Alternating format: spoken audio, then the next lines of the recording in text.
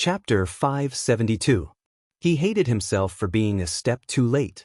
He hated Jiang Zhao for not being able to protect Ye even though he had her all to himself. He hated himself for caring so much about the affection of the previous generation. He channeled all his hatred into his fist and punched Jiang Zhao in the face. Jiang Zhao had been in a daze all this time, but he only woke up after being punched twice by Yunwu. When he woke up, he condensed all his anger into violence. He also needed to vent. He had to vent, or he would go crazy. Yunwu's fist came down and he screamed in pain, "Jiang Zhao! Why don't you die? What's the difference between you and death?" Jiang Zhao punched Yunwu in the face. The whites of his eyes turned red. "Shi Yunwu, get the F***ck out of here." If it weren't for Jiang Liqing, Qin Fian, and the others who came forward to pull the two of them apart, there would probably be 2 more hospital beds. Jiang Liqing yelled at Jiang Zhao in the beginning and used his usual style to force Jiang Zhao to go back and rest. Later on, he compromised and tried his best to help Jiang Zhao think of a way to find the murderer. Jiang Zhao insisted in the beginning, but in the end, he compromised and took shifts. He didn't do his job properly at work. All day long, he tried to find clues from a person who didn't have an arrow to point to. It was like this every day. Another night passed. Jiang Zhao sat by Er's bedside and slowly combed her hair. With a long sigh, he lowered his head and closed his eyes. He wrapped Ye's hand in his palms and pressed it between his eyebrows. In a low voice, he said, "Yunyi, I'm really useless as a husband. It's been more than half a month, and I haven't found a single clue. I was too conceited. I thought that no one was smarter than me, that everyone was afraid of me, so I kept offending people everywhere I went. If I had known, I definitely wouldn't have chosen this path. Yunyi, what do you think we should do? When I think about not being able to find that person, I can't eat or sleep. I clearly know that the person who committed suicide wasn't the mastermind. I clearly know, but there's nothing I can do. You must feel that you married the wrong person, a useless man. But I always thought that I was very powerful, so powerful that I could give you the best life, the most stable life." He really wanted to pinch the hand in his palm. If it was before, it would be fine. If it was before, he would pinch her so hard that she would frown. Every day, the doctor would say that she was about to wake up, but time could only tick by tick. The second hand had to tick 60 times to pass a minute. The minute hand had to tick 60 times to pass an hour. The hour hand had to tick 24 times to pass a day. He didn't use much strength. He opened his palm and his lips fell on the hand in his palm. He rubbed it gently and repeatedly. His voice was a little hoarse. "Yunyi, Shi Yunwu said that if he found the murderer before I did, he would let me divorce you. He said that I didn't deserve it." He sighed almost inaudibly. "This time, I didn't fight with him, nor did I quarrel with him. I know his background, although you didn't believe me. So, with one more person looking, one more force. After searching for so many days without any results, I forced Zhuang Yichen to look for him. He also complained incessantly. If Shi Yunwu can really find him, I have to thank him. I'll introduce a few outstanding girls to him and let him choose. But, divorce? He's dreaming. He only cares about what he says, but he loves to dream. How can anyone snatch my, Jiang Zhao's, woman? Yunyi, even if you despise me, even if you think that I'm unreliable, I won't let Shi Yunwu have his way. He can find the murderer, but he can forget about getting the woman. I know that you escaped death this time and hate me so much. But in ancient times, married women have to say to their men, in life, I'm your woman, and in death, I'm your ghost. So, even if you hate me so much, it's useless. Even if Shi Yunwu really finds the murderer, if you think that he's capable, don't think about divorcing me because you're my woman, and in death, you're also my woman." At this time, Jiang Zhao had completely given up his previous high and mighty attitude. He felt that he was very weak. At a time like this, he even felt that he was very incompetent. But even though he was incompetent, he could still act shamelessly. Even if Yi looked down on him because of this matter and felt that he wasn't a reliable person, he didn't care. He wouldn't keep his promise. Promise? What promise? He had never promised Shi Yunwu anything. Had he? It had always been Shi Unwoo talking to himself. He had never gone overboard from the beginning to the end. What kind of promise was this? He wasn't a fool. How could he agree to any conditions that others made? Although Yi Er hadn't woken up, he had always listened to the doctor's words. She was fine and was just in a temporary coma. The doctor had already said that it wasn't a big deal. What could have happened? The girl wasn't even 20 years old yet. She was young and strong. She was at the peak of her energy. What could have happened? Although it wasn't appropriate to describe a woman as young and strong, as long as he could describe her as healthy, he didn't care about her gender. Jiang Zhao's calmness disappeared after Qing Su woke up. Min Hongsheng rushed out of the ward like a madman and shouted loudly, "Nurse! Nurse! My daughter is awake! She's awake!" His voice scared the nurse so much that she ran over and kept blowing air into her mouth to signal Min Hongsheng to be gentle. However, Min Hongsheng couldn't help but be agitated. He continued to shout foolishly, "What are you shushing for? My daughter is awake. Can't you hear me?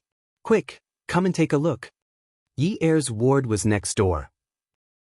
Jiang Zhao was keeping watch by Yi Er's bedside.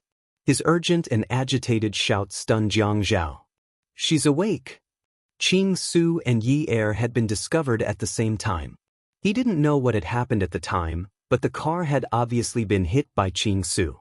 He couldn't even tell if Qing Su had deliberately hit Yi Er to cause such serious injuries.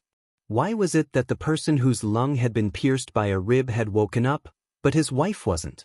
The method he had been using to hypnotize himself didn't work anymore. He shouted from the room next door, "Nurse! My daughter is awake." Jiang Zhao opened the door and shouted, "Nurse! Why is my wife still not awake?" The hospital was quiet at night, and it was a private hospital. All the people staying here were from wealthy families. Although there were only a few wards on this floor, the nurses were all panicking. They couldn't afford to offend any of them. Immediately, the doctors rushed into their respective wards. One group of them started to check on the patients who had woken up, and the other group started to check on the patients who had not woken up. Jiang Zhao had told himself that Yi Er would definitely wake up. The doctor had told him that it would be fine. Yi Er's injuries weren't serious, much lighter than young Miss Lu's. Even Lu Qing Su had woken up, so there was no reason for Yi Er's injuries to not wake up. The room was air-conditioned, and Jiang Zhao was feeling hot. He wanted to hear the doctor's explanation. After the doctor checked on Yi Er, he stood up straight and said to Jiang Zhao, "Mayor Jiang, Mrs. Zhang's condition is not bad. Her condition is getting better every day." Jiang Zhao's image and demeanor were completely destroyed after the doctor's explanation. He was an idiot who would believe this bastard who was selling dog skin plasters. He used these words to fool him every day and did not change his style at all. He was very tall, especially for a doctor who was not tall.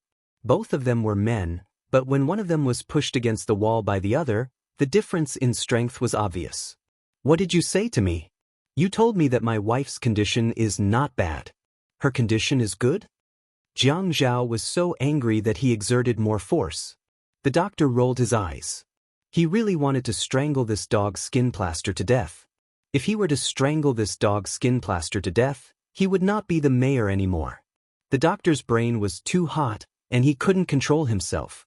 How could he control himself? Jiang Zhao, who was told by the doctor every day, woke up. Jiang Zhao, who was told by the doctor every day that she was fine, was in a coma every day. How was he going to cool down? "You better give me an explanation. Tell me." "Mayor Jiang, let go of me. Let go of me. You are going to kill me." Everyone in the room didn't care about Jiang Zhao's identity. Those who could pull him pulled him, and those who could arm wrestled him. At night, the private hospital was very noisy. The head nurse on duty called the hospital director, and the hospital director called Qin Rongfeng. This incident was only resolved when the Qin family arrived.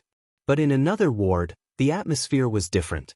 Jiang Zhao and family Min were not on good terms for a long time.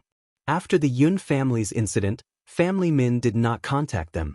Also, when the Yun family fell, it was because of family Min. Yi Er was married to Jiang Zhao, and Jiang Zhao was classified as a dangerous person by family Min. That's why even when the incident happened at the same time, the people in the two wards did not contact each other. Min Zikai had wanted to visit Yi Er many times, but he was chased away by Jiang Zhao. At this time, he was caught by Min Hongxing and scolded. He scolded Min Zikai for being a good-for-nothing. His own sister was still lying in bed, and he still had the mood to see whether other people's women were dead or alive. What a good-for-nothing bastard. As long as Min Zikai was scolded, as long as it was because of Qing Su, he would hate this little sister even more. Before this little sister appeared, his father had never been so heartless to him.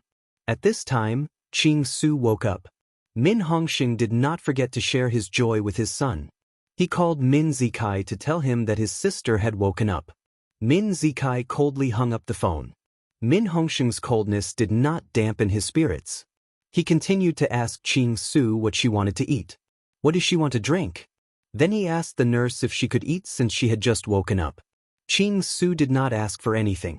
She only asked, "Where is Sister Yi Er? Is she okay?" Min Hongxing was slightly displeased. "Why do you care about her?" His face that had just darkened immediately smiled. He was very gentle. "Tell Dad what you want to eat." "Qing Su, do you want to eat some porridge? What flavor do you want to eat?" "Where is Sister Yi Er?" Min Hongxing knew that this girl's temper was not easy to persuade, so he could only take a step back.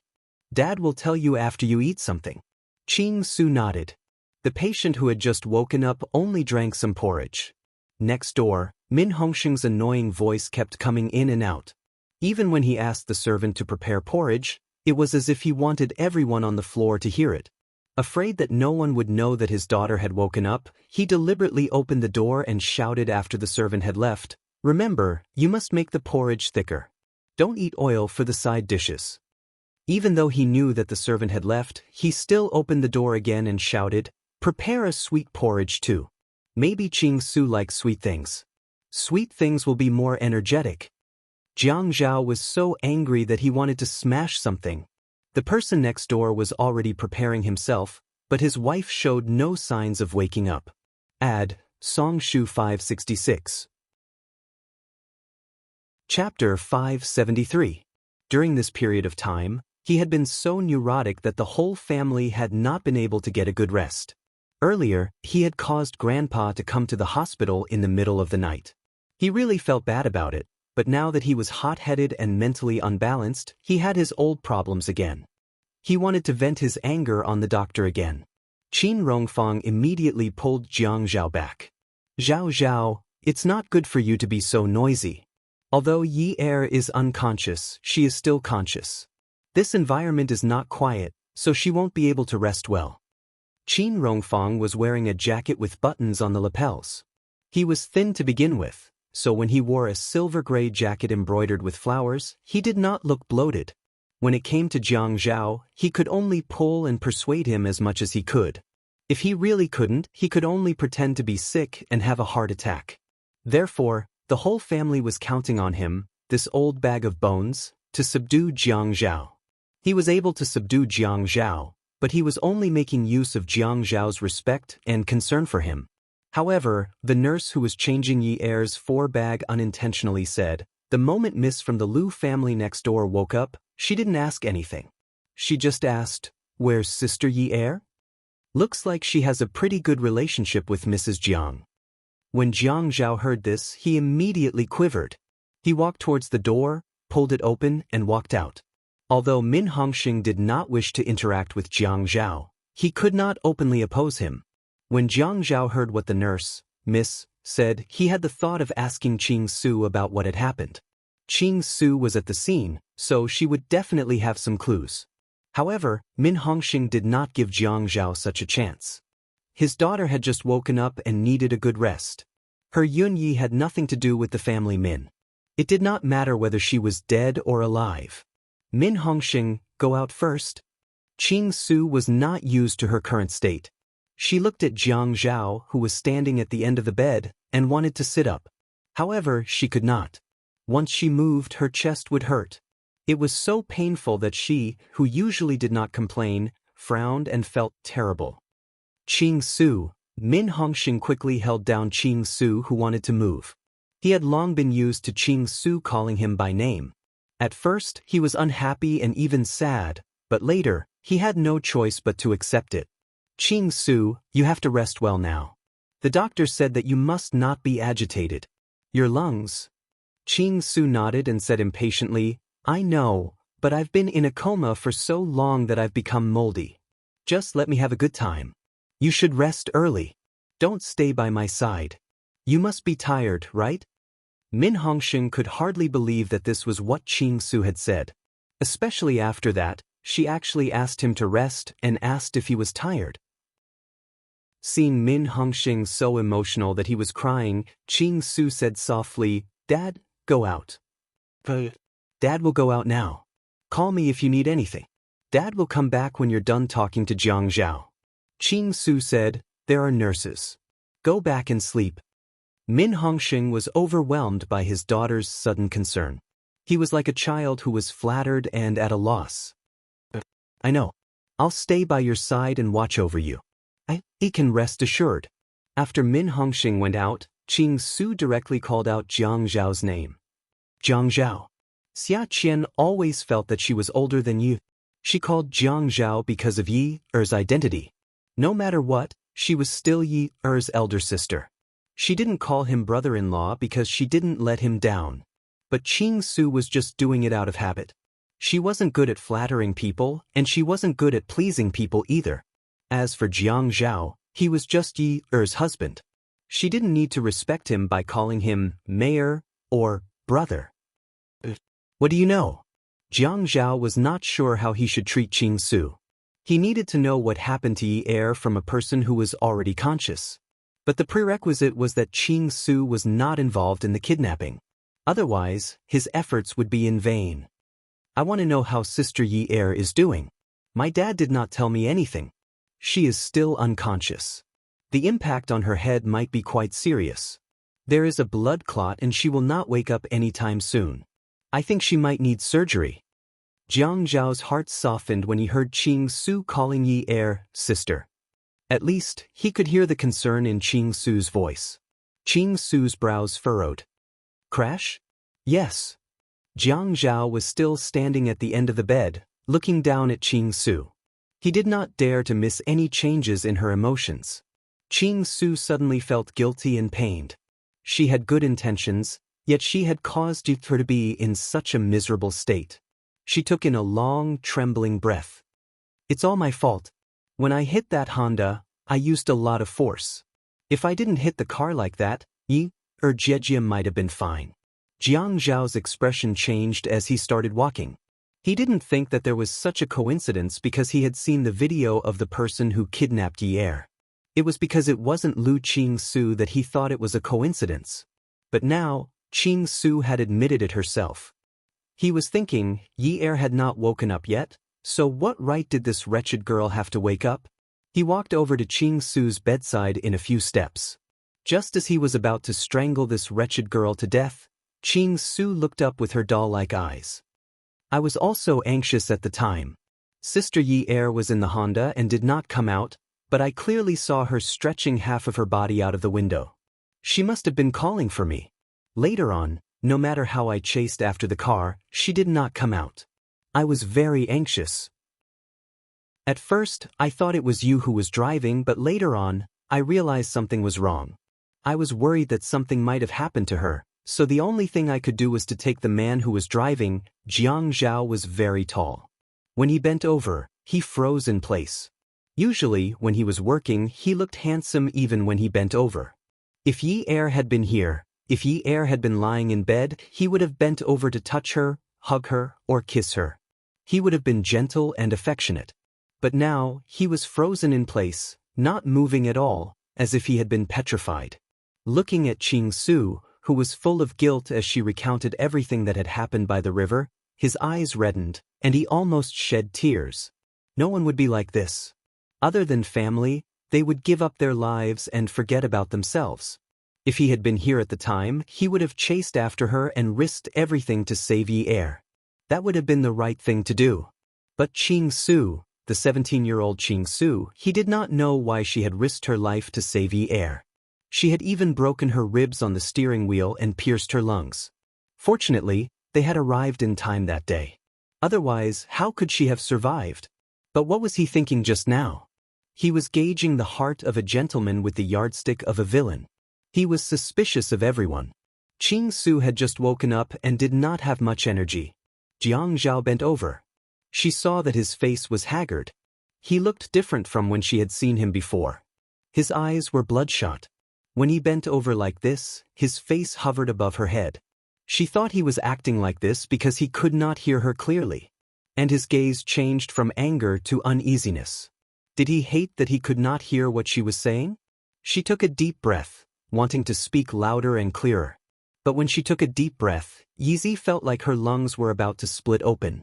When Jiang Zhao saw that Qing Su could not hide the pain in her eyes and that she was groaning in pain, he reached out to press the bedside bell. Qing Su, do your lungs hurt? Hearing Jiang Zhao's gentle voice, Qing Su nodded and then shook her head. I'm fine. I just need to rest for a while. Qing Su, I owe you a big favor. If you need my help in the future, I will definitely not refuse. Jiang Zhao could not say anything more out of concern. He felt that the best thing he could say now was to make a promise to the person who had saved his wife's life.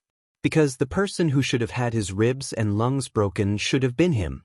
Qing Su and Yi Er were not related in any way. It was only right to repay a drop of kindness. If this were in ancient times, the whole family would have to kneel down and kowtow to thank their savior. What are you saying? Not only did I not save her, but I also caused her to fall into a coma. I've already asked for forgiveness, and you still say that. Qing Su's guilt could not be concealed again. When the nurse entered the room, Min Hongxing ran in after her. When he saw his daughter, who he treated as his sweetheart, was in so much pain that her face was sweating. Without saying a word, he pushed away Jiang Zhao, who had just stood up straight. Jiang Zhao did not expect Min Hongxing to do this. He immediately staggered and fell on the accompanying bed next to him. Although his handsome eyebrows were knitted, he did not want to argue with him. Min Hongxing was so angry that his voice was loud and clear. What do you want to do? What did you do to my daughter? Min Hongxing, I used too much strength to breathe. It was Jiang Zhao who called the ambulance for me.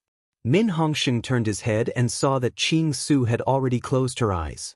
Clearly, before he went out at that time, his daughter still called him Dad. Now, she was only calling his name. He only pushed Jiang Zhao because he was worried that Jiang Zhao had caused her pain. Could it be? Could it be that Qing Su was interested in Jiang Zhao? He stepped back and let the nurse examine Qing Su. At this time, he also involuntarily began to size up Jiang Zhao and Qing Su.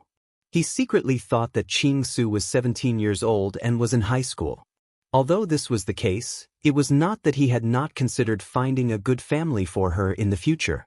Although Jiang Zhao was good in all aspects, he did not mind that Jiang Zhao was more than 10 years older than Qing Su. However, he minded that Jiang Zhao had been married before. It was rare that Min Hongxing could actually think of such a constructive problem at this time. It was also when Min Hongxing's brain was unfortunately in a state of paralysis due to the virus that Jiang Zhao left the room. He could not help much here. Compared to the woman in the next room, what he had for Qing Su's pain was also fake concern. He had now become a person who did not even want to pretend to care. He just casually closed the door to make it easier for the nurses to come in and out. He took a shower and went to sleep. Jiang Zhao wondered if he could take a break from work for a while. Recently, his mental state was not very good. Although he was staying in the hospital, he still slept on time. There were nurses and nurses in the hospital. He was here purely to make himself feel more at ease. Sleeping in the hospital, he could not fall into a deep sleep and had messy dreams. Perhaps it was because he thought too much during the day, and Qing Su woke up today and could even eat. Jiang Zhao could not convince himself to stay calm no matter what. Dreams were always complicated and long, and sometimes they were fragmented. Yi Er was too far away from him. There was a clear but black river in the middle. It should be very deep to become such a color. He saw her standing on the other side of the river and reached out to her. He told her, "If you want a home, I will give you a home." I will give you all the warmth you want. I will treat you well and always treat you well. Come over quickly. Attention, Song Shu 566. Chapter 574. He felt that his hands were numb and his mouth was dry. The woman on the other side of the river just stood there stiffly, not moving at all. She was wearing the white dress that he had bought for her. Her hair was draped over her shoulders, and when the wind blew, the hem of her skirt and hair swayed gently. Her eyes were dull, and she really looked like Xiao Longnu who had stayed in an ancient tomb for a long time. In the face of Yi Er's indifference, Jiang Zhao's temper flared up. He looked at the river in front of him and he couldn't cross it. He shouldn't have asked her to come over. All right, he would go over. But just as he reached the river and was about to swim over, the woman on the other side spoke. When she spoke, her face was full of pain. I don't love you. I don't love you. Don't come over. Don't come over. Before she even entered the river, it was as if she was drowning. He had said it countless times, and he had said it countless times to himself. Anyway, she didn't love him. Anyway, he didn't care. It didn't matter if she didn't love him.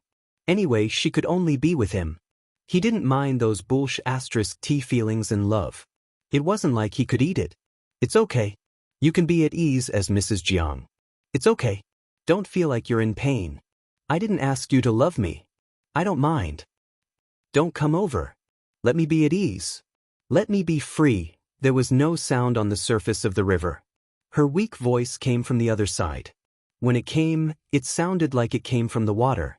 He couldn't even hear the ups and downs in her words. There were no ups and downs at all. Only her gently furrowed brows told him that she was really in pain. That kind of pain spread from her eyes to her eyebrows, and then slowly flowed to her entire body. That kind of sadness and pain seemed to have suddenly come from hell. It turned blood red and flowed all over her body. He watched helplessly as her white dress was dyed a bright red from the pain. It was on her arms, face, and everywhere. He jumped into the river and swam towards her. He thought that even if he tortured each other with her, even if she struggled in pain until her entire body was covered in blood, he would not let go. It did not matter if it was dyed red. There was a river here, he would wash her clean. Suddenly, there seemed to be many seaweeds growing in the river. The seaweeds swayed their waists in the water and reached out their slender hands, trying to grab his legs. At this time, he only cared about using brute force to swim to the other side. The seaweeds that wrapped around his ankles were pulled apart by him every time. His eyes were above the water, watching the woman in blood slowly turn around without any reluctance. More and more seaweed grew on his legs, and he could no longer kick them. The things in front of him turned into fish, prawns, and black seaweed. He flipped over and looked up. Some sunlight pierced through the water surface. He looked at the sun on the water surface, and it was divided into many pieces. The clear river water slowly turned red from the shore. Their breaths were accompanied by large bubbles coming out of their mouths as they sank deeper into the water. Suddenly, he felt something fall from the river, and the water pressure around him changed. He suddenly opened his eyes. The person who fell from the shore was blood red. She was immersed in the water, and her dress slowly turned white. The redness on her face and hands also slowly faded. However, her eyes were empty. She looked in his direction as if she had been freed from the pain. She sank even faster than him. The white dress in the water puffed up, like a cloud floating in the sky. Yun Yi. He called out to her, but his mouth was full of bubbles. There was no sound, only bubbles appearing and disappearing. He wanted to swim over with all his might. He bent down and pulled the seaweed on his legs. He thought that she was going to die. He thought that he was going to die too. If that was really the case, it would be good to die together with her. He didn't expect that the urge to die together would be so strong. When he stretched his limbs and swam over, the seaweed seemed to open a path for him. However, when he hugged his woman, he became greedy again. What was so good about dying? He wouldn't feel anything if he died. It was better to live together. However, he was exhausted. It was a little strenuous to carry the woman who had no strength at all. When he was about to reach the water surface, he couldn't swim anymore. He thought that he should let her go out to the water surface to take a breath. He lifted her up, but he was sinking. Suddenly, he saw her jump out of the water like a fish and swim further and further away from him. He thought that she must have been freed. Some people said that you couldn't see the tears of a fish because the fish lived in the water. She left and didn't even look back. She definitely couldn't see him. Even if she turned back, she definitely couldn't see him because he was in the water.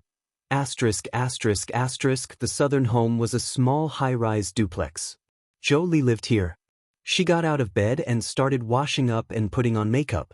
There was another man sleeping on the bed. It was Yuan Shichang. Yuan Shichang asked as he put on his clothes, "It's so early. Where are you going shopping?" Jolie reached out her fair and tender hands and patted the moisturizer on her face. "No, who's shopping every day?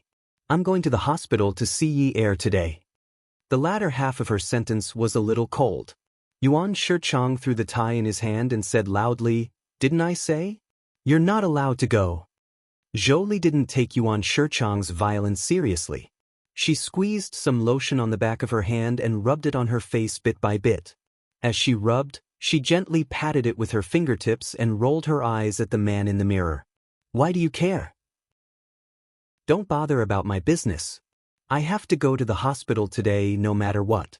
When Yi Er was in trouble, Jiang Zhao already called to inform me that you didn't allow me to go. The more I think about it these past few days, the more I feel that something is wrong. Jiang Zhao didn't even call me after the incident. I called Yun Hongwei to talk to Si Jie, but Si Jie ignored me. How can there be someone like you in this world? Yi Er is my biological daughter. Shouldn't I go and see her at this time?" Jolie sniffled and pulled out another tissue. She closed her eyes and pressed the tissue against her face, wetting a small patch. "Crying? What did I say? You promised to cut off all ties with those annoying people in the Yun family if you were to be with me. You promised and now you're regretting it." Jolie threw away the tissue in her hand and raised her chin. She looked at herself in the mirror and began to apply foundation. "Yes, I regret it. I want to see Yi Er. You can do whatever you want." Yuan Shichang was already used to Jolie's temperament that changed her mind from time to time. Anyway, he couldn't force her. He turned around and picked up the tie that he had thrown on the bed and tied it. "Go and see her. Go and see if she has tubes all over her body. You'd better help her and let her see the King of Hell. It's better if she sees the King of Hell. That way, it'll be easy for you to get custody of Si Jie. I don't believe that Jiang Zhao will care about a dead person's brother and father. Yun Hongwei can only continue to go to jail." Just as he finished speaking, Jolie smashed the foundation bottle in her hand hard on the back of Yuan Shichang's head with a bang. Yuan Shichang turned around in pain and saw that Jolie had already stood up and turned to face him. She glared at him with an angry expression. "Yuan Shichang, how many times have I told you not to talk about Yi Er? You actually have such bad intentions. Jolie, don't be ungrateful. Everything you eat and use belongs to me, Yuan Shichang. Yes, fortunately this house is under my name. Get out of here right now." When Yuan Shichang saw that Jolie was serious, he clenched his fists and stopped being angry. "I was wrong. I shouldn't have talked about your daughter. If you want to see her, then go. This should be fine, right? Just go home early." Jolie turned around and sat down to continue tidying up and putting on makeup. Yuan Shichang reached out and touched the back of his head. There was actually a big bump. This damned woman was really heavy-handed. Jiang Zhao felt as if he had been tied up by seaweed again. He couldn't move at all. He kept looking at the sun above his head. The light was not glaring at all. It was peaceful and serene. The bubbles in his mouth changed from big bubbles to small bubbles that he couldn't see clearly. He only knew that it was difficult for him to move his chest. Jolie entered the ward and saw that Jiang Zhao was sleeping with his head covered. She did not feel that there was anything worth avoiding. She wanted to ask about Yi Er's situation, so she pulled away Jiang Zhao's blanket. When she pulled it away, she saw that his face was covered in sweat. There were even water stains at the corners of his eyes. His face was a little pale. She was shocked. She quickly pushed him a few times. Jiang Zhao, are you sick?" Next to them was her daughter's bed. There were no tubes all over her body like Yuan Shichang had said. There were only bags of fluids. Her son-in-law was sleeping on the side bed. His face was pale as if he was seriously ill. Her heart was being squeezed. After Jiang Zhao was pushed awake, he sat up. His eyes looked in Zhou Li's direction, but his gaze seemed to penetrate Zhou Li and look further away. Suddenly, he remembered the dream and lifted the blanket. "Where's Yunyi?" Zhou Li was puzzled. "She's on the hospital bed." Jiang Zhao stopped preparing to put on his shoes and looked at the person lying motionless on the hospital bed. His face was wet with sweat, and his eyes were slightly red. Thinking about the dream, his body suddenly trembled. Before he could put his feet into his shoes, he took 2 steps to the bedside. He reached out and touched her nose. Her breathing was even. It seemed like she was still dreaming. He heaved a sigh of relief. What flashed in front of his eyes was her sad and painful expression. It was still those weak words. She said that she did not want him. His mind was still thinking about the silk dress that had turned blood red. He watched her collapse. She said that she wanted to be free. He started to breathe heavily again, panting heavily. It was clearly just a dream, but the pain in his heart was unbearable. He had heard of some cases where patients with serious illnesses did not want to receive treatment anymore because they could no longer bear the pain caused by treatment. Those people wanted to be free all the time. They wanted to go to heaven where they could be free, without drugs or machines. Was this dream given to him by Yi Er? But the doctors said that she was fine. She was only in a temporary coma. The doctors said that everything was fine. Until now, she had not undergone any major treatment. The doctor also said that the blood clot in her head did not necessarily require surgery.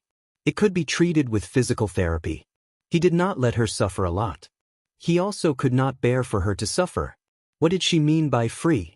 He reached out and touched the 4-bag by her bedside. It was full again. The nurse must have asked the nurse to come and change it in the middle of the night. He traced the 4-bag down and touched the roller to slow down the drip. He wanted to give her less pain. Other than this, he did not know how to reduce her pain. Perhaps she was really like what Grandpa said. She was conscious. She needed to rest. He did not know where the needle hole on the back of his hand was. She must have felt it. "Jiang Zhao, don't cry. Yi Er will be fine." Zhou Li was a little angry at Jiang Zhao for not calling her.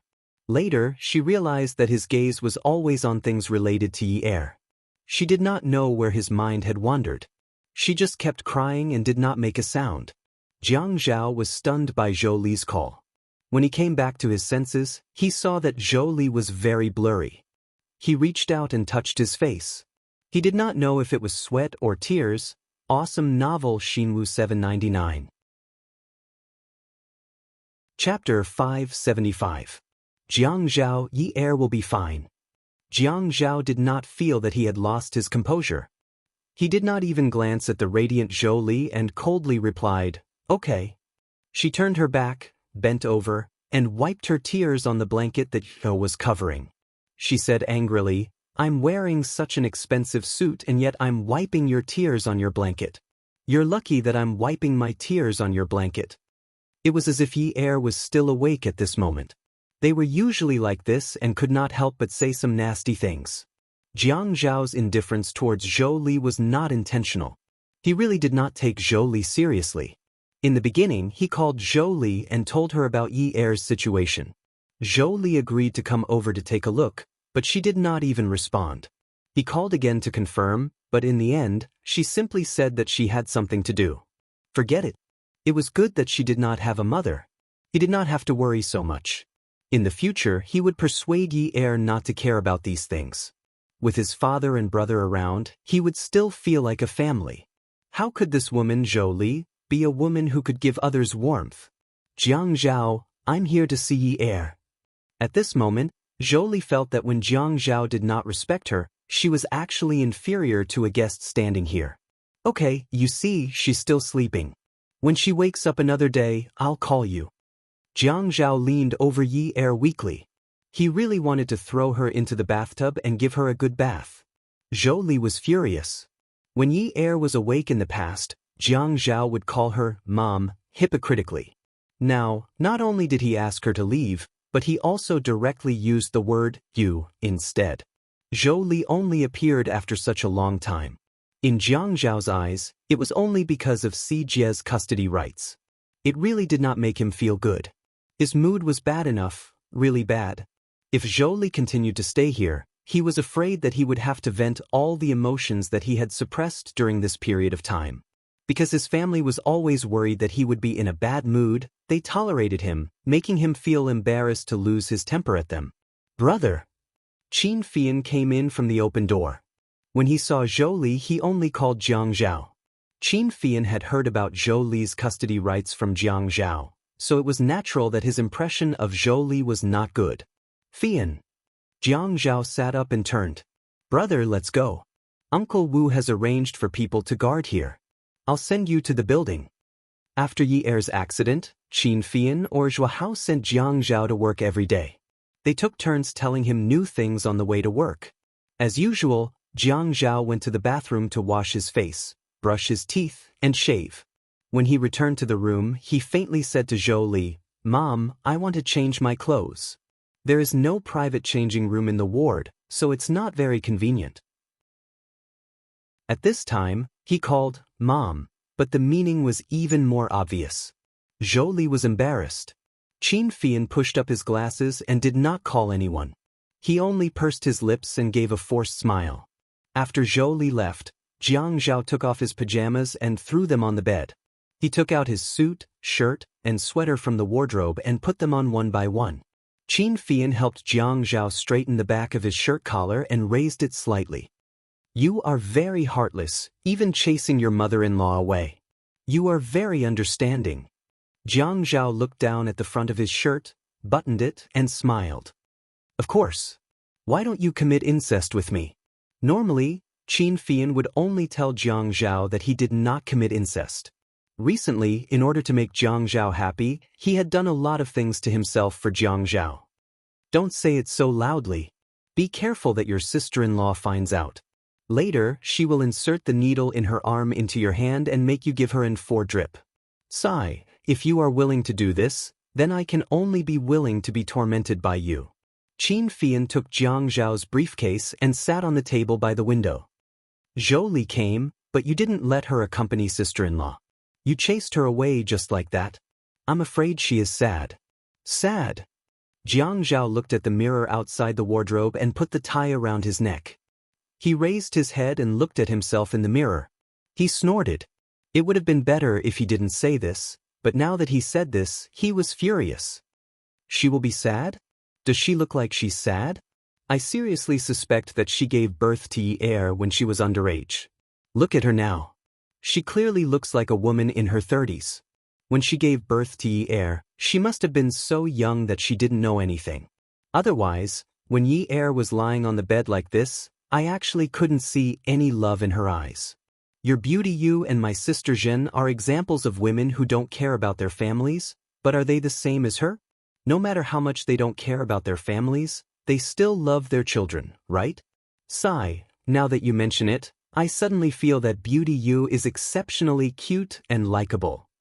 Of course, although they didn't care about us since we were young, when did they not rush back from afar at critical moments? Although sometimes we say that it's annoying, aren't we quite happy in our hearts? But look at Zhou Li. How old was Yi Er when my father-in-law had an accident?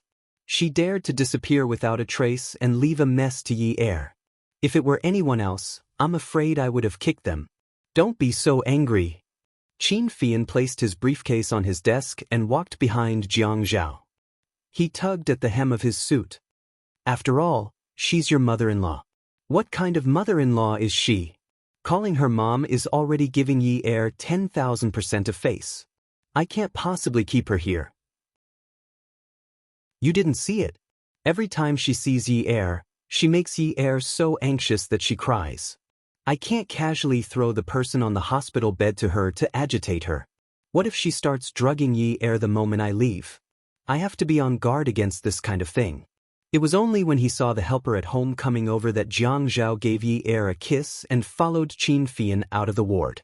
After getting into the car, Jiang Zhao said, "Fian, you actually don't have to send me off. I can get Lu Cheng to pick me up." Qin Fian handed Jiang Zhao the breakfast in a thermos that they brought from home. Have some porridge. Today's porridge is made with red beans. Uncle Wu said that you should eat some red bean porridge in the morning. He didn't agree to let Lu Cheng pick Jiang Zhao up. After all, Lu Cheng was an outsider. He always knew that Jiang Zhao was very guarded against outsiders. How could he be as relaxed as him and Zhua Hao picking him up? When he was with them, Jiang Zhao would still joke around. If he was with his colleagues, he would probably be even more depressed. Grandfather had reminded him many times that he must not let Jiang Zhao be depressed. Aunt and uncle would always thank him and Zhua Hao.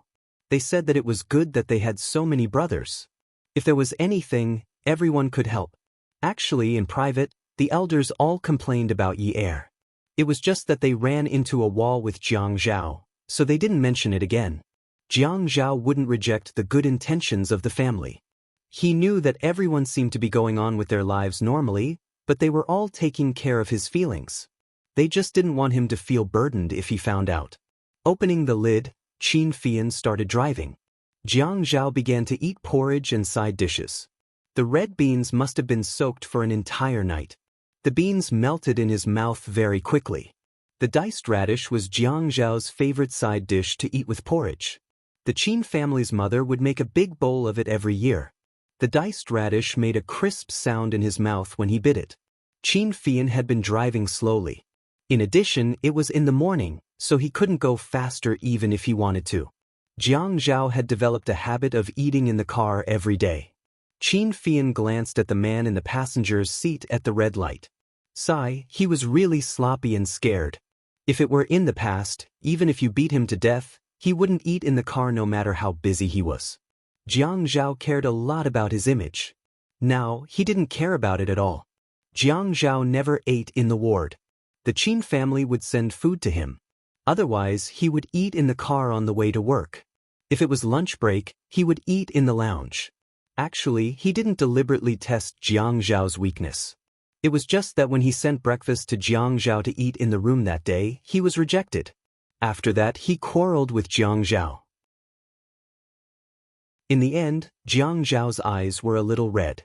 He softly choked and said, "In the past, when your sister-in-law was by my side, we would eat together. If she had some awareness and knew that I was eating alone and didn't let her eat, she would be very sad." From then on, Qin Fian didn't bring breakfast upstairs anymore. He just threw it in the car. After getting in the car, he drove alone and ate breakfast alone. After Jiang Zhao finished his breakfast, he closed the lid and put the thermos on the back seat to save space.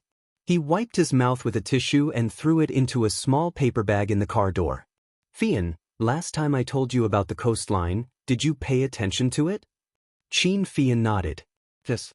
Recently, the coastline has been causing trouble. It seems to be getting bigger and bigger."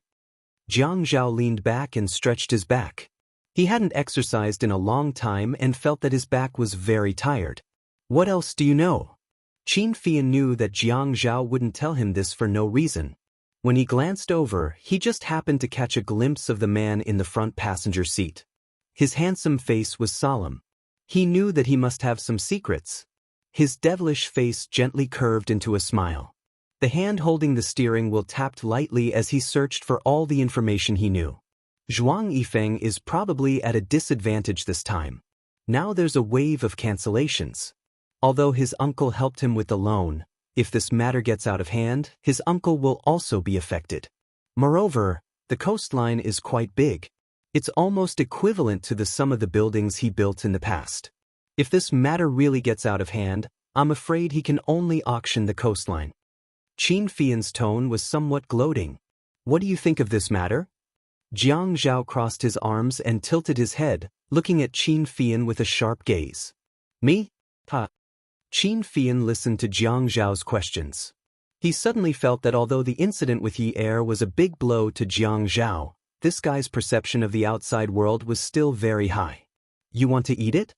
Jiang Zhao's eyebrows were like knives, filled with a cold aura. Add, Shinmu 799. Chapter 576. "Brother, you're so smart. I wanted to give you a surprise." Qin Fian smiled shamelessly. The coastline is in a good location. I've also checked the foundation of the building and the construction of the building. It's not a shoddy construction. Not only that, it's also considered a very good real estate project. So I think it's a good deal for me to buy it. Fian, you can't eat this plate. Because Yichen wants this plate? Qin Fian's voice was slightly stiff. This was not his usual attitude. It was not casual and unruly enough. The too serious Qin Fian was not suitable for such a flashy outfit. Although he was wearing a gray checkered suit, he wore a fruit green sweater, which made the gray a bright color. He knew that Zhuang Yichen and Zhuang Yichen had always been at odds with each other. The two brothers had been fighting for many years. As long as it was something that belonged to Zhuang Yichen would want to buy it. However, business was always about maximizing profits. There was no reason for him to give up such a big piece of fat meat. Besides, if it was an auction, it would be a fair competition. He always knew that Zhuang Yichen and Jiang Zhao had always been on good terms. Could it be that Jiang Zhao wanted to help Zhuang Yichen? Jiang Zhao said, "There's a big problem with this plate now. If you get it, I'm afraid you won't be able to clean up your mess in the future. Zhuang Yichen knows that you want this plate. He won't fight with you. But if you buy this plate now, not only will you give Zhuang Yichen a chance to make a comeback, you'll also spend more money. Why bother?" Zhuang Yichen already wants to auction it now? Qin Fian did not expect things to turn out this way. His information was considered rather secretive. He did not expect Zhuang Yifeng to already be thinking about the auction. The Zhuang family could not hold on anymore? Jiang Zhao nodded. Right now, his uncle is already under investigation. This plate is related to the secret connections of many government officials. Zhuang Yifeng couldn't have set up such a big plate on his own. Whether it's the supervisor or the planning department, everything is involved. If you take over this plate so quickly, that nest of wolf feces might stain your body. If you want to stain it, wait for me and Zhuang Yichen to clean it up before you do it. Otherwise, you won't even be able to spit it out when the time comes. Qin Fian was driving. "Brother, why are you only telling me now? I never thought that you would be interested in Zhuang Yifeng's things. After all, you always knew that Yichen had always wanted to snatch Zhuang Yifeng's things. Yichen came to me about this matter. He said that he didn't want to get you into trouble because of his family matters. Regarding this matter, you should bide your time and not make a move first." "Okay." Qin Fian licked his lips. "Brother, do you need my help with Yichen's matter?"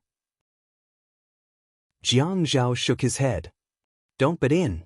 I can't quit even if I want to. His matters are really F***king nerve-wracking. Because I was careless in making friends with him.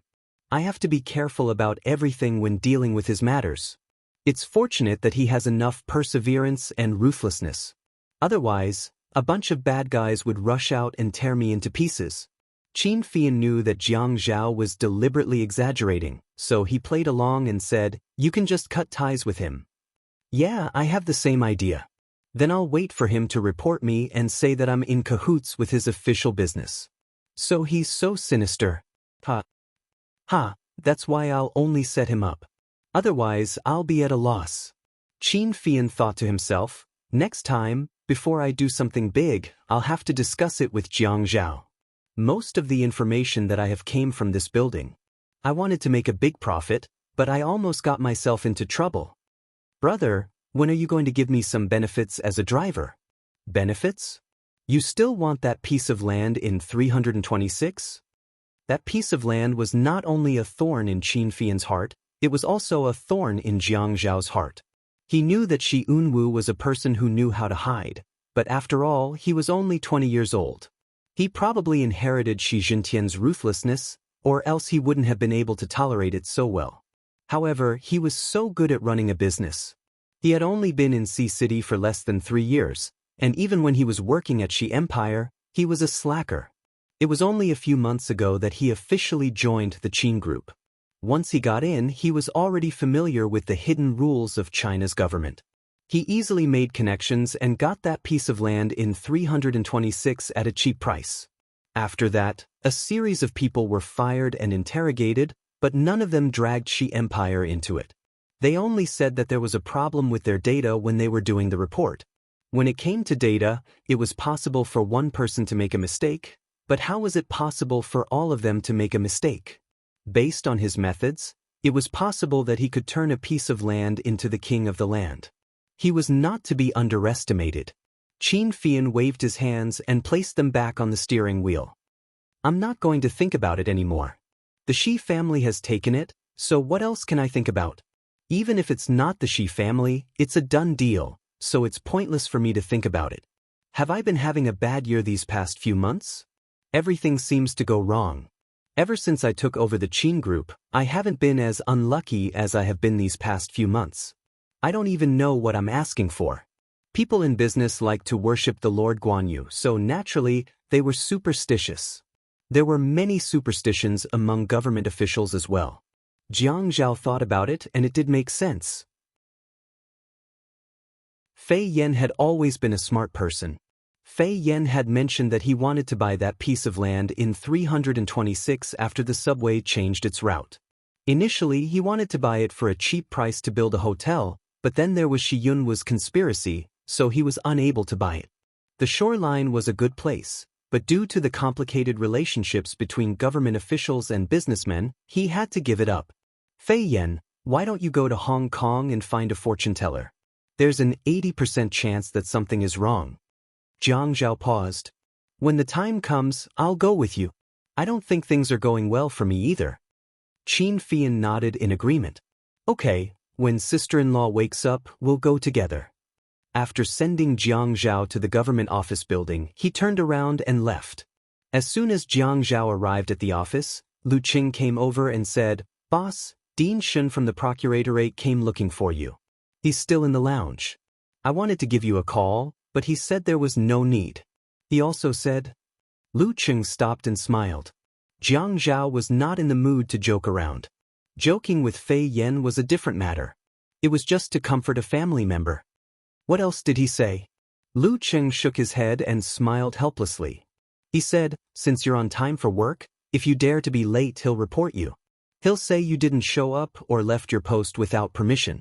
When Jiang Zhao heard this, he couldn't help but laugh. I'll go invite him myself.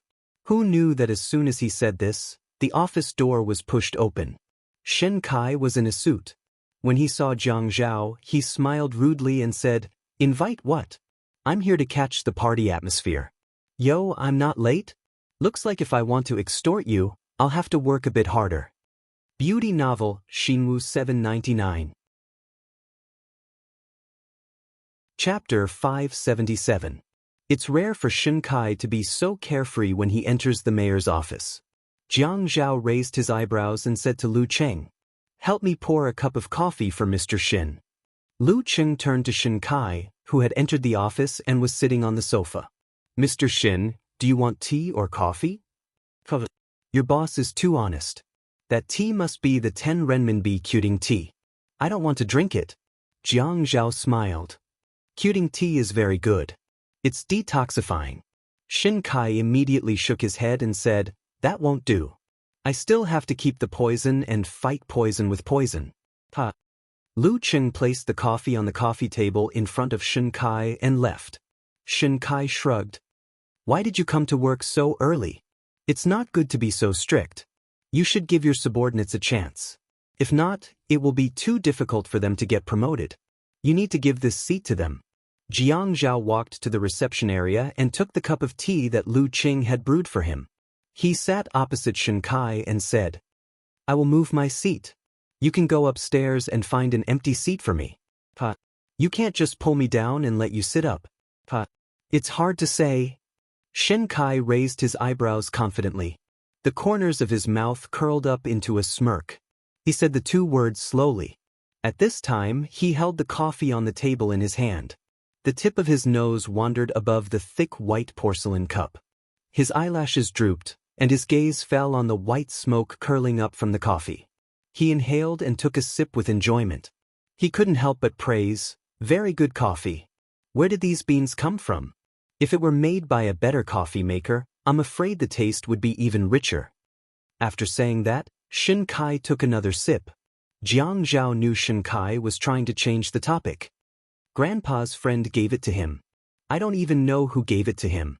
Grandpa doesn't drink coffee, so he gave it to us. If you like it, you can have it. I usually drink a lot of tea. Pa, that's not good. But I know you don't drink coffee. It's not like I'm taking it away from you.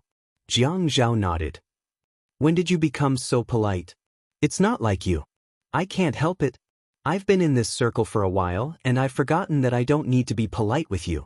Ha, then I'll take all of your beans away, not leaving a single one behind. Don't tell others that I robbed you. Oh, you are getting more and more powerful. Are you still afraid of people calling you a bandit? Ha. Don't mention what happened in the past. Don't mention it. After Shen Kai finished a cup of coffee, Jiang Zhao didn't ask him why he was here. They just had a simple chat. Shen Kai asked, "Are you really calm, or are you just pretending?" You didn't hear anything? Jiang Zhao's eyes narrowed slightly as he asked, "What rumor?" Shen Kai placed both his hands on his knees, his 10 fingers drumming on his knees without any rhyme or reason. Right now, Yun Shicheng's case has been brought up again and the higher-ups are paying attention to it. Furthermore, I specifically went to find out more about it and someone handed over the information. Yun Shicheng's parole for medical treatment is more or less complete and his body has already recovered. Furthermore, the government's authoritative hospital will conduct an examination on his body. Furthermore, the matters of his previous business dealings have all been dug up. In business, how many of them are pure and simple? More or less, they will interact with each other. Otherwise, how can they survive? I feel that someone wants to kill him. You really didn't hear anything about this? Jiang Zhao's eyes narrowed again. Then his brows furrowed. His originally relaxed posture became somewhat stiff. The things that appeared in his mind slowly emerged. I really didn't hear anything. You came to tell me about this, so I don't need to hide it from you. His thoughts were in a mess, but he still tried to organize them. He added, and you also know that the functions of the prosecutor's office are different from ours. On the surface, you guys are above the government, so it's normal that you know many things but I don't. What's more, this matter is related to my father-in-law. It's clear that someone is avoiding my line of sight to do this. How could I have known this information in the first place? Shen Kai nodded, but he couldn't help but joke. You say that the prosecutor's office is amazing, but aren't they still enslaved by you guys? They are restricted everywhere. Jiang Zhao said. China's characteristics are currently at this stage. You and I can't change it. We can only adapt. How far has my father-in-law's case gone? Is it convenient for you to tell me? When Jiang Zhao asked this question, he was still very cautious. The prosecutor's office was not like other agencies. Many things were classified as confidential. His political status was also here. If Shen Kai clearly wanted to help him, naturally, he didn't have to worry. What if he set him up? If he asked about some of the prosecutor's office's secrets, wouldn't he be looking for trouble for himself? You're still so guarded against people. If I didn't plan to tell you, would there be any point in coming here early in the morning and failing to extort you? Shen Kai said unhappily. I'm not being guarded. I'm just afraid that it'll be difficult for you. Shen Kai shrugged and looked like he didn't care. What's difficult about it? Everyone is mutually beneficial. There's no such thing as difficult or not. I don't think I'm a good public servant, and I don't think you are either. We're just using these resources to benefit our families. At the same time, we're also using these resources to benefit the people of High City. The biggest advantage is that we're not considered heartless officials. At the very least, we're in our positions and have done our jobs. So it's more convenient to tell you some things. You're also very easy to understand. Jiang Zhao admired Shen Kai's straightforwardness. However, Shen Kai wasn't someone who was like this to everyone. He would only negotiate with you as quickly as possible when he had a clear understanding of the other party's trump card. This was because there was no need to probe too much. Shen Kai was a person who had very sharp eyes and was very efficient in doing things. Jiang Zhao asked, "Is there any way to salvage the situation?" The hospital Yi Er was in was a high-end private hospital, so the servants were sometimes a little relaxed. After all, what could happen in a place like this? Everything has a meter display. His mother was sleepy at noon, so she lay on the table by the window to sleep. Not long after, she fell asleep. The door of the ward wasn't locked from the inside. A nurse in a pink nurse's uniform lowered her head and pushed a trolley into the room. This nurse looked taller than the average nurse. Although she was thin, her frame wasn't small. Her facial features were a little stiff, and she looked a little awkward. The two-tiered trolley stopped at the head of Yi Er's bed. The nurse glanced at the 4 bag. Although there was still half a bag of 4 fluid left, she removed the 4 bag with a cold look in her eyes. She placed the remaining 4 bag on a white porcelain tray in the trolley and hung the 4 bag from the other tray on the tray. After hanging the 4 bag, she looked at the woman lying on the bed, whose eyelashes didn't move at all. The corners of her mouth curled up ferociously. She reached out and touched the rollers to adjust the flow to the maximum. Then, she turned around indifferently and pushed the trolley out of the ward. His father was woken up by a series of clanking sounds.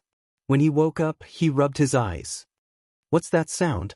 Then he heard someone vomiting. It sounded like someone was in pain. When he turned around and found the source of the sound, he was scared half to death. Yi Er's eyes were closed. Her face was covered in fine beads of sweat. She kept vomiting and convulsing. What came out of her mouth was sticky white fluid. The fluid flowed down her cheeks and chin. Her hair and neck were all wet. There was also a large wet patch on her pillow. Her body probably moved because of the movement from vomiting. The 4 stand beside her had fallen over. The needle on the back of her hand was bleeding. Her hand was hanging by the side of the bed. Blood dripped down. It was just a needle hole. Why was there so much blood? Was the wound strained by the needle? She quickly ran over to get a towel to clean up the vomit. As she shouted for the nurse, she took out her phone and called Jiang Zhao. When she called, she was trembling in fear. She knew that Jiang Zhao probably wanted to kill someone. Her voice trembled and sounded like she was about to cry. Young Master Zhao, it's bad. It's bad. Young Madam is in big trouble. Jiang Zhao was talking to Shen Kai when his phone rang. He looked at the number and raised his phone gently. He said to Shen Kai, I'll take this call first. Shen Kai raised his hand and said, It's okay. You take it first. When the call was picked up, it was the familiar voice of his mother, but she was already crying. Young Master Zhao, it's bad. It's bad. Young Madam is in big trouble. She's vomiting and convulsing. He just told Shen Kai that it was an emergency and ran out of the building. He went straight to the parking lot to get his car and rushed onto the road. As he drove, he called to ask about the situation. How long had he been gone? His hands held the steering wheel as if he was holding the neck of his mother. He always told them to be careful. How could she be so careless when she went to sleep without informing the nurse? A mother who had served the Qin family for 20 years was actually so careless. A person who was already unconscious was sent to the emergency room again. What kind of F***king life was this? Was this still a life for humans? He sucked in a long, trembling breath with all his might. Yunyi, you're the F***king jinx in my life. You were born just to subdue me. Can't you just let me live in peace for a single day? Of all the people you could drug, you had to find me. Of all the people you could find to sleep with, you had to find me. I owed you in my past life. I F***king owe you. After he finished cursing, he punched the steering wheel hard. The loudspeaker raised its head to the sky and let out a long cry, expressing its owner's grief and anger. He owed her. That was why she tortured him like this. She tortured him so much that he wished he had never known her. If he had never known her, he wouldn't have to live in fear all day long. If he hadn't known her, he wouldn't have to be like this. He couldn't calm down and do anything. He was still so young. He could already see the end of his career. It was all because of her. She dragged down her family alone and almost dragged him down. But she was already about to drag him down, and he still F***king went to the dark side to solve a bunch of problems in her family. He owed her. That was why he was so stupid as to willingly jump into her fire pit. Now that he was burning all over, he still F***king refused to come out of the fire pit. He was already so miserable, but she still couldn't lie down properly. What did she want to do? She wanted to torture him until he went crazy. She would be satisfied. This D***imin woman. She would never let him have peace of mind. Jiang Zhao sniffed. He didn't care about the traffic lights. God must be joking with him. A person who only relied on nutrient solutions to stay alive was still in the emergency room? What a joke. He was already like this. Why was he still in the emergency room? He punched the steering wheel again. Just then, a pedestrian crossed the zebra crossing. Hearing the horn, he immediately retracted his foot that was about to run the red light. Jiang Zhao drove the car and rushed over the zebra crossing. He spat, "Are you colorblind? You don't even look at the traffic lights? You're courting death." The car drove into the outpatient clinic building. He didn't park in the parking lot. He left it at the entrance and rushed into the building. He pressed the elevator. 4th floor, emergency room. When the old lady saw Jiang Zhao running over, she immediately cried. She didn't have much feelings for Yi Er, but she had watched Jiang Zhao grow up. At this time, she cried out of fear and her heart ached for Jiang Zhao's appearance. He clearly looked meticulous, but no matter how you looked at him, he looked disheveled. Her tears gushed out. Young Master Zhao, I'm sorry. I didn't mean to." Jiang Zhao rushed to the emergency room door and asked the nurse at the door, "How is it?" "The doctor is not out yet. He still doesn't know the situation." When he heard this, he vented all his anger on the nurse, who had been taking care of him since he was a teenager. His voice was like a fire burning in his throat. "You don't know the situation? If you don't know the situation, why don't you go in and ask? Why are you still standing here?" "Mayor Jiang, lower your voice." The nurse was scolded by Jiang Zhao, and she could only persuade him softly. Qin Zhen and Qin Fian arrived one after another. The Qin family's old lady's status was not low, and the Qin family had always respected the servants. But Qin Zhen could not help but scold her. "Xiao Li, you have been working for the Qin family for more than 20 years. How can you be so foolish? Have you forgotten your responsibilities?" The old lady was in her 40s, but she looked much older than Qin Zhen. She must be very tired. "I also don't know why I felt so sleepy today. I am not used to taking afternoon naps in the past. Actually, I did not do anything today. But I was so sleepy that I could not open my eyes. My head was on the table and I wanted to sleep." Although Qin Zhen was young, she was also in her 50s. When she was stern, she would scold her. "Stop looking for excuses.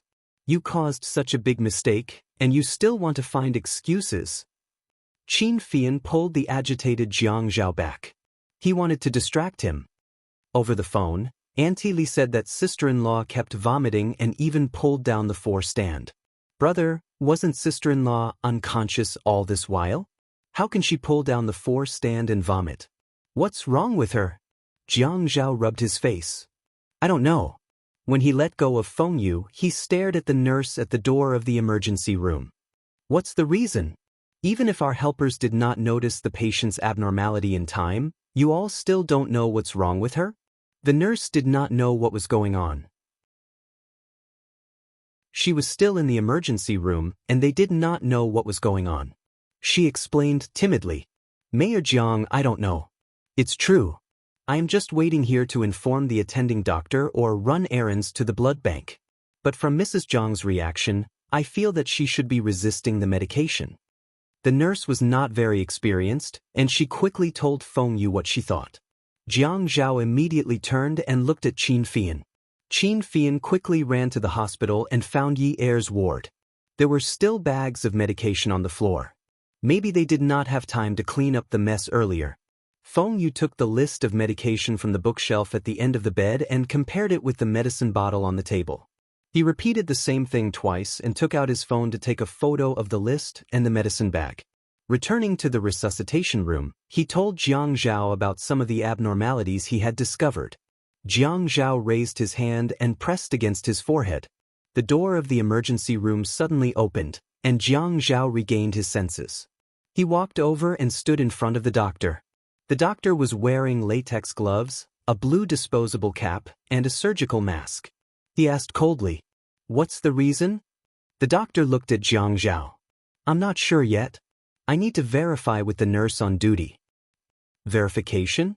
Verification of what? Verification of the wrong medication that caused my wife to vomit. Jiang Zhao did not say anything and grabbed the doctor's scrubs and dragged him out of the operating room. Qin Fian hugged Jiang Zhao again to stop him from hitting the doctor. Brother, now is not the time to create trouble. We need to make sure that sister-in-law is out of danger. We will not let this matter rest so easily. But now is not the time to create trouble. Keep quiet. The hospital was afraid of medical accidents, and they wanted to cover it up. But now, they could not cover it up anymore. In the end, they could only say, the patient was injected with papaverine hydrochloride, which can accelerate the dilation of blood vessels. This type of fluid is used to treat heart and brain diseases.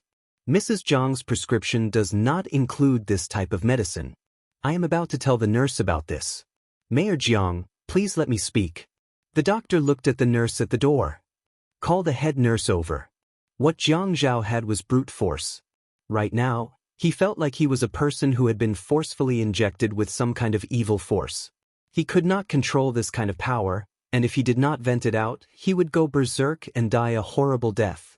But Qin Fian also used his strength to control him. Mayor Jiang, Mrs. Jiang is fine now.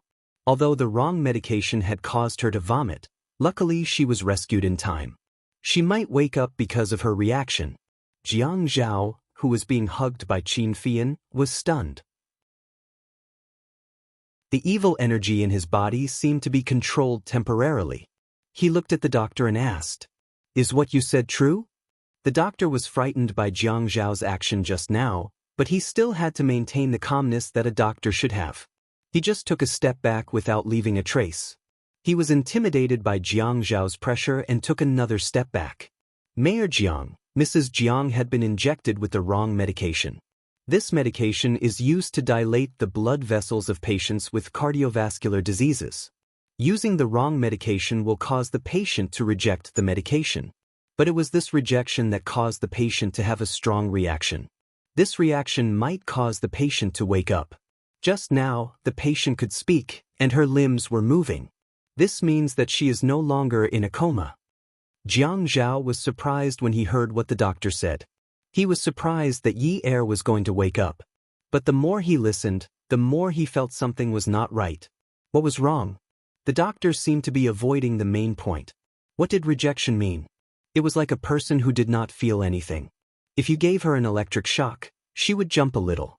Can this be considered waking her up? Jiang Zhao was angered by the way the doctor spoke. But Qin Fian did not want to let go. Qin Fian naturally wouldn't let go. There was already a doctor inside who was being treated. If they fought at this time and hurt a doctor, it would be troublesome. But when he turned his head, he saw Qin Zhen holding her hand and looking at them with a cold face. She didn't say a word and didn't have any intention of persuading them. Qin Fian was puzzled. Was he being a busybody? Looking at his aunt's expression, she was letting Jiang Zhao to fight. Or was his aunt confident that he could handle this situation? She was like a mother who did not do anything for her son. This was her biological son. Her biological son was about to go crazy. How could she calmly stand aside and watch the show? Qin Zhen met Qin Fian's eyes, raised her chin and pouted. Let go? His aunt actually told him to let go. After releasing her, she immediately dodged to Qin Zhen's side. Without turning around, she heard the sound of a fist hitting someone's stomach from behind. She pretended not to see anything. The young nurse went to inform the head nurse. Other than the few of them, there was no one else in the corridor. Aunt, what do you mean by this? Qin Zhen sighed and glanced at her son who was hitting someone. She looked calmly at Qin Fian and said softly, Fian, you have to find a chance to let your brother vent. He is too repressed. At this time, his stomach is full of anger and dissatisfaction. If you don't let him vent, he will get sick. I, Qin Zhen, won't say a word about it. But if Zhao Zhao wants to hit someone for no reason, I will definitely ask you to stop it. As you can see, it was caused by the hospital. It's not entirely our fault. He is now an ordinary patient's family member. His emotions should be as they are now, and he shouldn't be like how he was in the past, showing everything to others. Just now, I didn't say anything and didn't care about anything. I just wanted him to find a chance to vent. He is like a human now, don't you think? Sometimes, I feel that he has chosen the wrong path to enter politics. How can anyone be as glamorous as him, to the point where no one can find any fault with him? Qin Fian only listened to the suppressed wailing behind him. He nodded and said guiltily, I should have thought of it. Qin Zhen took another look at the scene of Jiang Zhao hitting someone. She simply turned her back and chose to be parallel to Qin Fian. Looking at the other end of the corridor, she sniffed and said, I have been feeling very uncomfortable these days. Zhao Zhao wants to stay here. I can't say anything. He has to pretend that nothing happened to him to appease his family members, especially Yun Hongwei and Si Jia. Yun Hongwei actually knows about Zhao Zhao's difficulties, so no matter how much pain he is in, he tries not to show it in front of Zhao Zhao. They are all crazy, they are all pretending. They even have to tell each other that it is okay. I saw it the most clearly. Yun Hongwei patted Zhao Zhao's shoulder several times and told him not to worry. Whenever he turned around, he would secretly wipe away his tears. He also has to make up lies to deceive Si Jie every day. I want to find a chance for them to vent. Zhao Zhao is venting today. When he comes out, I'm afraid Yun Hongwei has already suffered internal injuries. Qin Fian stretched out his arm and put it on Qin Zhen's shoulder. He was still a little worried. Aunt, we don't care about losing money, but it won't kill anyone, right? After all, I can't control my rationality now. I don't know what's important. Unexpectedly, Qin Zhen said heartlessly, so this is the key moment to show that we are brothers. Whether or not someone dies is in your hands. Zhao Zhao is not rational, but you are. Qin Fian loosened his hand on Qin Zhen's arm. *CK. Qin Zhen slowly opened her handbag and took out a piece of tissue to wipe the tears from the corner of her eyes. She was very calm. Don't rely on me. When did you start to swear? Don't you know that you can't use these second-rate words in front of your elders? I will take Shaoli to stand there for a while. You watch over him. Qin Fian took off his glasses from his face. He really wanted to smash them. How could there be an aunt like Qin Zhen in this world? How could there be a mother like Yu Jing? His calmness disappeared. He hurriedly turned around and ran to pull Jiang Zhao away, forbidding him from using violence against the doctor. Qin Fian felt that he was screwed miserably by Qin Zhen today. In the end, if something happened to Jiang Zhao, it would definitely be his fault as a brother for not knowing his limits. As an elder brother, his impulsiveness covered his rationality. As a younger brother, he should be clear-headed, right? As a brother, he didn't come out to help at this time. What was this? Well, in the end, it was all his fault. The moral integrity of the people in the high-end private hospital was so high. When they heard that someone was fighting and crying out in pain, no one came out to help. They really respected people's privacy. However, who asked this doctor to hold back and not dare to cry out loudly? He was so angry. He had to hurry to Hong Kong and find a fortune-teller. Otherwise, he didn't know how long his bad luck would last this year. After pulling Jiang Zhao back, Qin Fian could only deal with the aftermath like an old mother. He pressed the emergency bell on the wall and waited for the nurse to come and pull the injured doctor away. Jiang Zhao shook his fist. Qin Fian asked, Have you had your fun? No, Jiang Zhao said. Then I'll spar with you tonight? Jiang Zhao rolled his eyes at Qin Fian.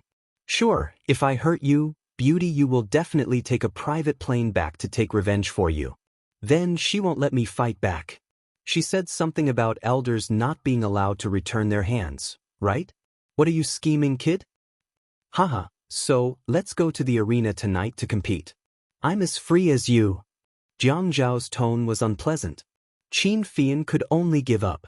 Forget it, he couldn't tease this guy. Actually, this fight didn't last long because the young nurse found the head nurse and brought him to the emergency room for only 3 minutes. When Qin Fian helped Jiang Zhao sit on the bench, the head nurse trotted over. Qin Fian and his mother were still standing far away. He thought to himself that he wouldn't fall for it this time. If the head nurse came over and Jiang Zhao blamed the head nurse for the medicinal liquid incident, it would be troublesome. How many punches could a woman take from Jiang Zhao? He should have known long ago that this aunt had always been a black-bellied person. She said such sad and tear-jerking words, but in the end she even acted as a good person. The responsibility was all on him, Qin Fian. He didn't know if there was anyone in the Qin family who was truly pure, except for Fei Yu. The purest Fei Yu wouldn't be like these guys. The head nurse helped the doctor stand up. She looked at Jiang Zhao's action of shaking his hand and thought about what the young nurse had said to her along the way. She immediately understood. As soon as Jiang Zhao stood up, Qin Fian immediately put his arm around his shoulder like a brother, in case Jiang Zhao really hit the head nurse. Soon, someone came over to help the injured doctor away. The doctor refused to admit that he had been hit by Jiang Zhao. Qin Fian let out a sigh of relief. It was good that the doctor knew his place. Otherwise, although it would be more troublesome to deal with later, the doctor wouldn't be able to say anything good. When Xia Qian and Qiu Xiaoya arrived, Jiang Zhao was coldly questioning the head nurse with a dark expression. How did you manage the distribution of the medicinal liquid? How could my wife's bag be wrong? Jiang Zhao's voice grew louder as he spoke. You're holding a fresh life in your hands. Don't you know that you're disregarding human life by simply giving it to the patient? My wife was already unconscious, and all of you gave her the medicinal liquid meant for people with cardiovascular problems. What's wrong with that? She was so agitated that she vomited, and her blood was flowing rapidly. Is this considered as having a reaction? All of you are trying to kill her. Mayor Jiang, please calm down. We will definitely find a solution. Furthermore, this matter has not been investigated thoroughly, and it's not right for you to jump to conclusions. The patient's condition is not good, and anything can happen. We are a hospital, and our job is to save lives. But we cannot guarantee that everyone who enters the hospital will be discharged safely. But our hospital will do a report and give you a satisfactory answer. The head nurse was a little self-righteous. She also used the official tone that a hospital should have.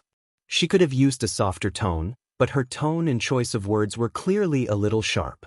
Besides, she also had relatives in the municipal party committee. What was she afraid of? Qin Fian held onto Jiang Zhao, whose veins were twitching. But he did not hold back Qiu Xiaoya, who had just walked over from behind. A slap landed on the head nurse's face.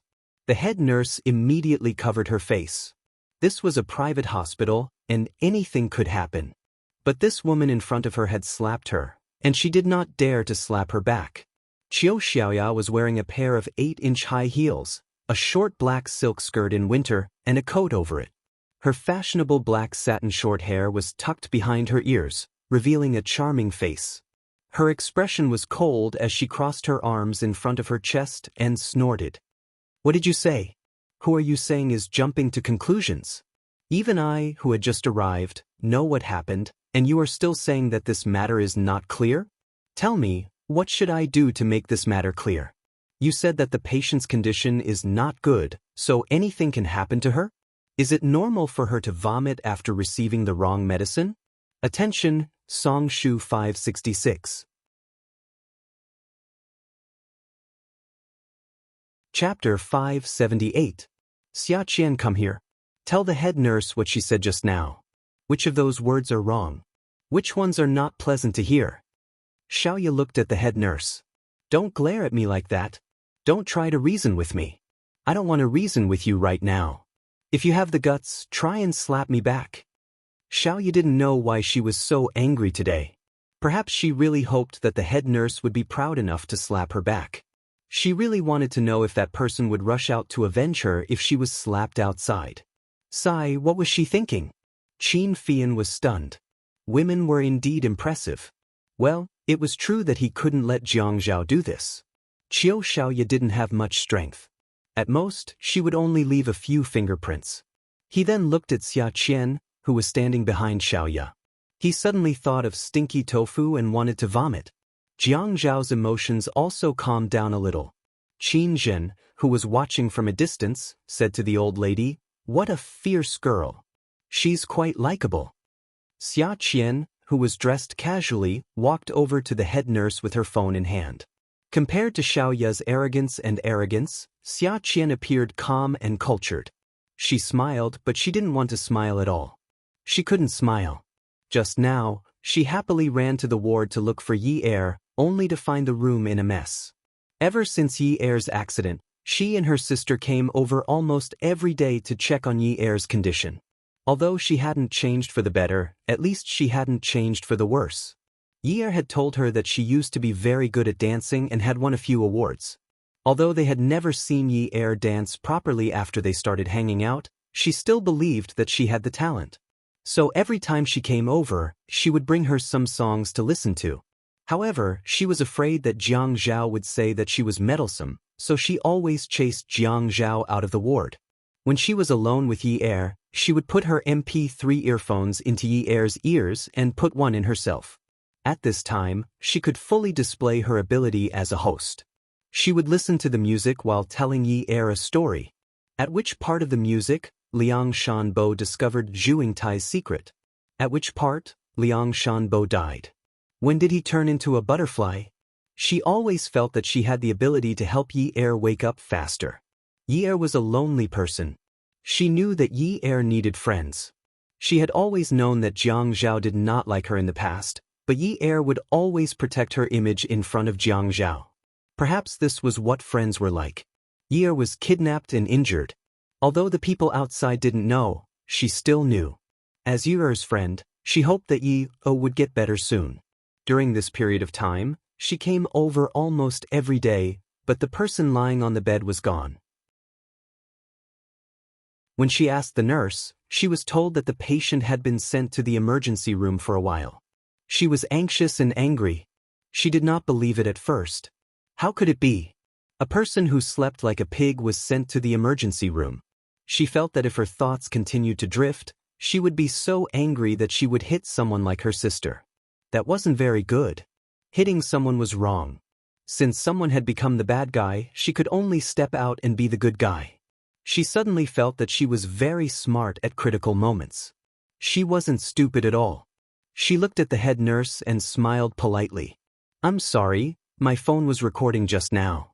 You said that you did not investigate this matter clearly. But from what we heard from Mayor Jiang, we know that your hospital had used the 4 solution for the cardiovascular patient as a nutrient solution for the unconscious Mrs. Jiang. This is the truth. If you say that this is not the truth, then Mayor Jiang is slandering your hospital. What do you think? Is Mayor Jiang telling the truth or slandering your hospital?" The head nurse was stunned. She did not dare to say anything. This was a recording. Who are these people? She knew Qiu Xiaoya. She was a famous fashion designer.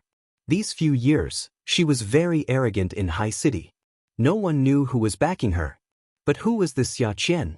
If she admitted that this was the truth, it would mean that there was a medical malpractice in the hospital. But if she denied, it would be slandering Mayor Jiang.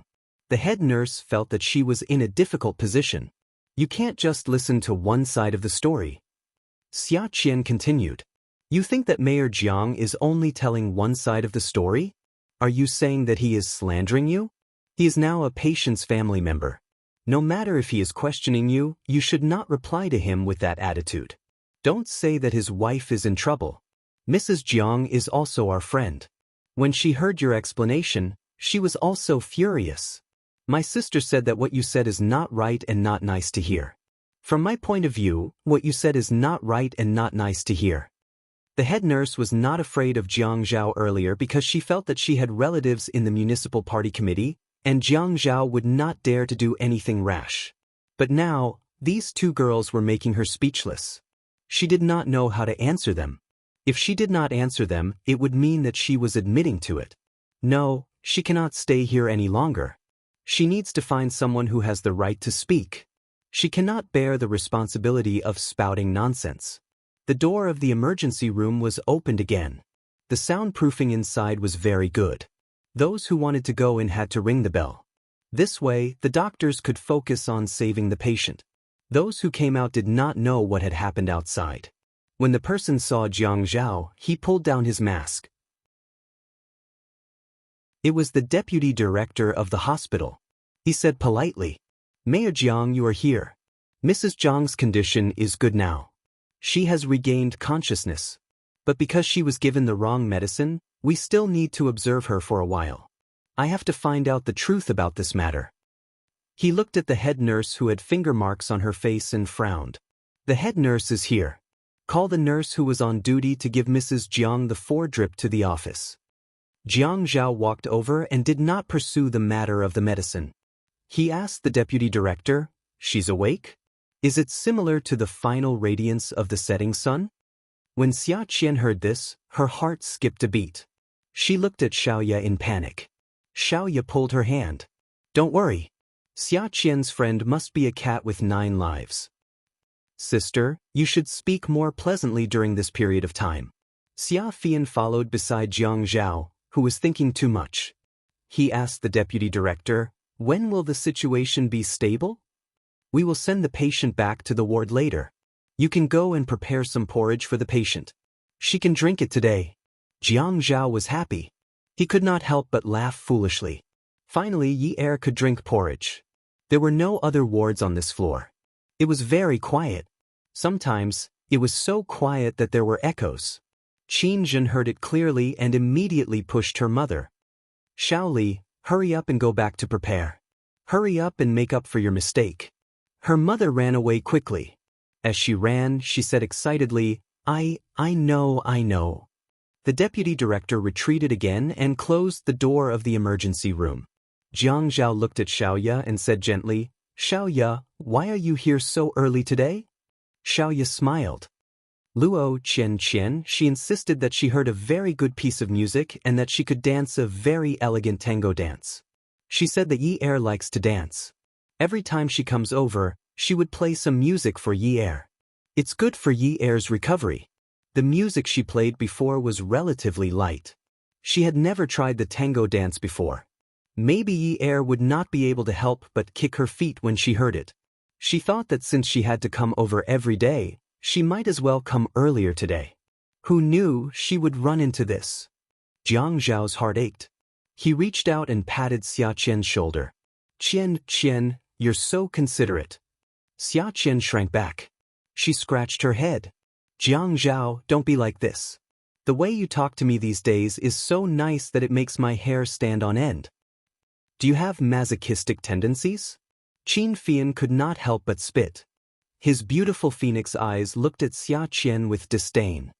"You feel uncomfortable just because I'm nice to you." Xia Qian sighed. If it were not for the fact that the current atmosphere was not suitable for a fight, she would have kicked Qin Feifeng. Forget it, she would not kick him. He was so beautiful. If she kicked him, it would make it seem like he did not know how to be gentle with women.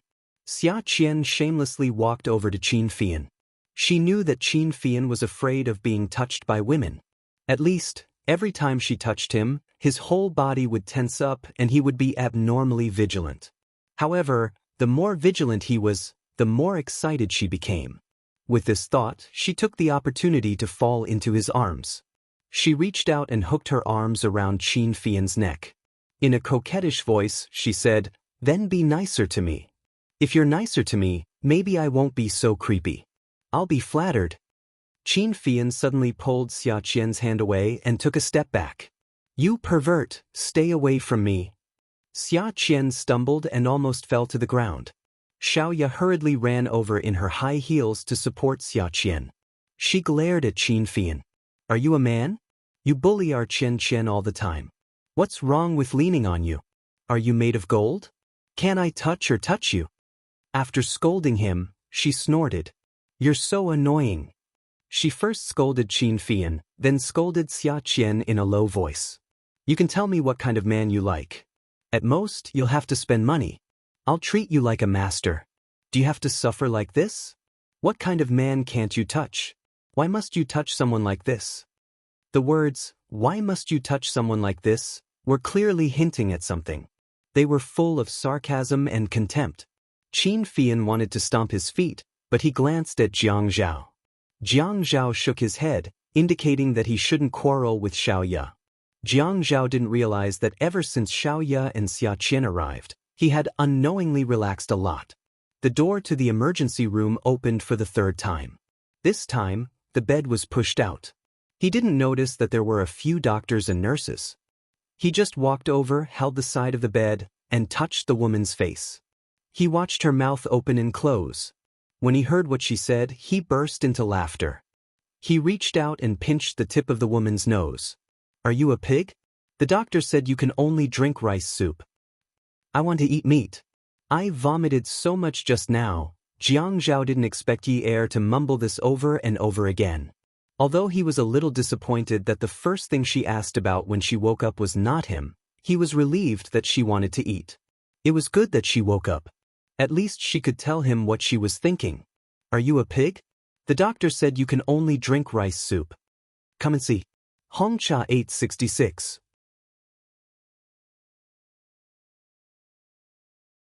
Chapter 579. After Qin Jin asked her mother to go back to get the rice soup, she quickly walked over to Jiang Zhao. She wanted to check on Yi Er's condition, but when she saw that Jiang Zhao had completely forgotten himself, she immediately dismissed the idea of interfering. Instead, she grabbed Qin Fian's hand. Qin Fian had been following Jiang Zhao the whole time. Now that he was pulled, he snapped back to reality. Seeing that Qin Jin was pulling him, Qin Fian took a step back. Auntie, what's wrong? Qin Jin looked at her son and turned around. Fian, later on, go and deal with the matter of today's medicine. While you're at it, send Yi Er's friend off. Yi Er has woken up, but let Jiang Zhao be alone with her for a while. I really can't bear to disturb him. Qin Fian was in a difficult position. Wasn't Auntie chasing away the visiting guests? But, although he didn't like Xia Qian, she was still Yi Er's friend. She had genuinely come to visit, and even his brother had expressed his gratitude. They can understand. Now it seems that Yi Er has something to say.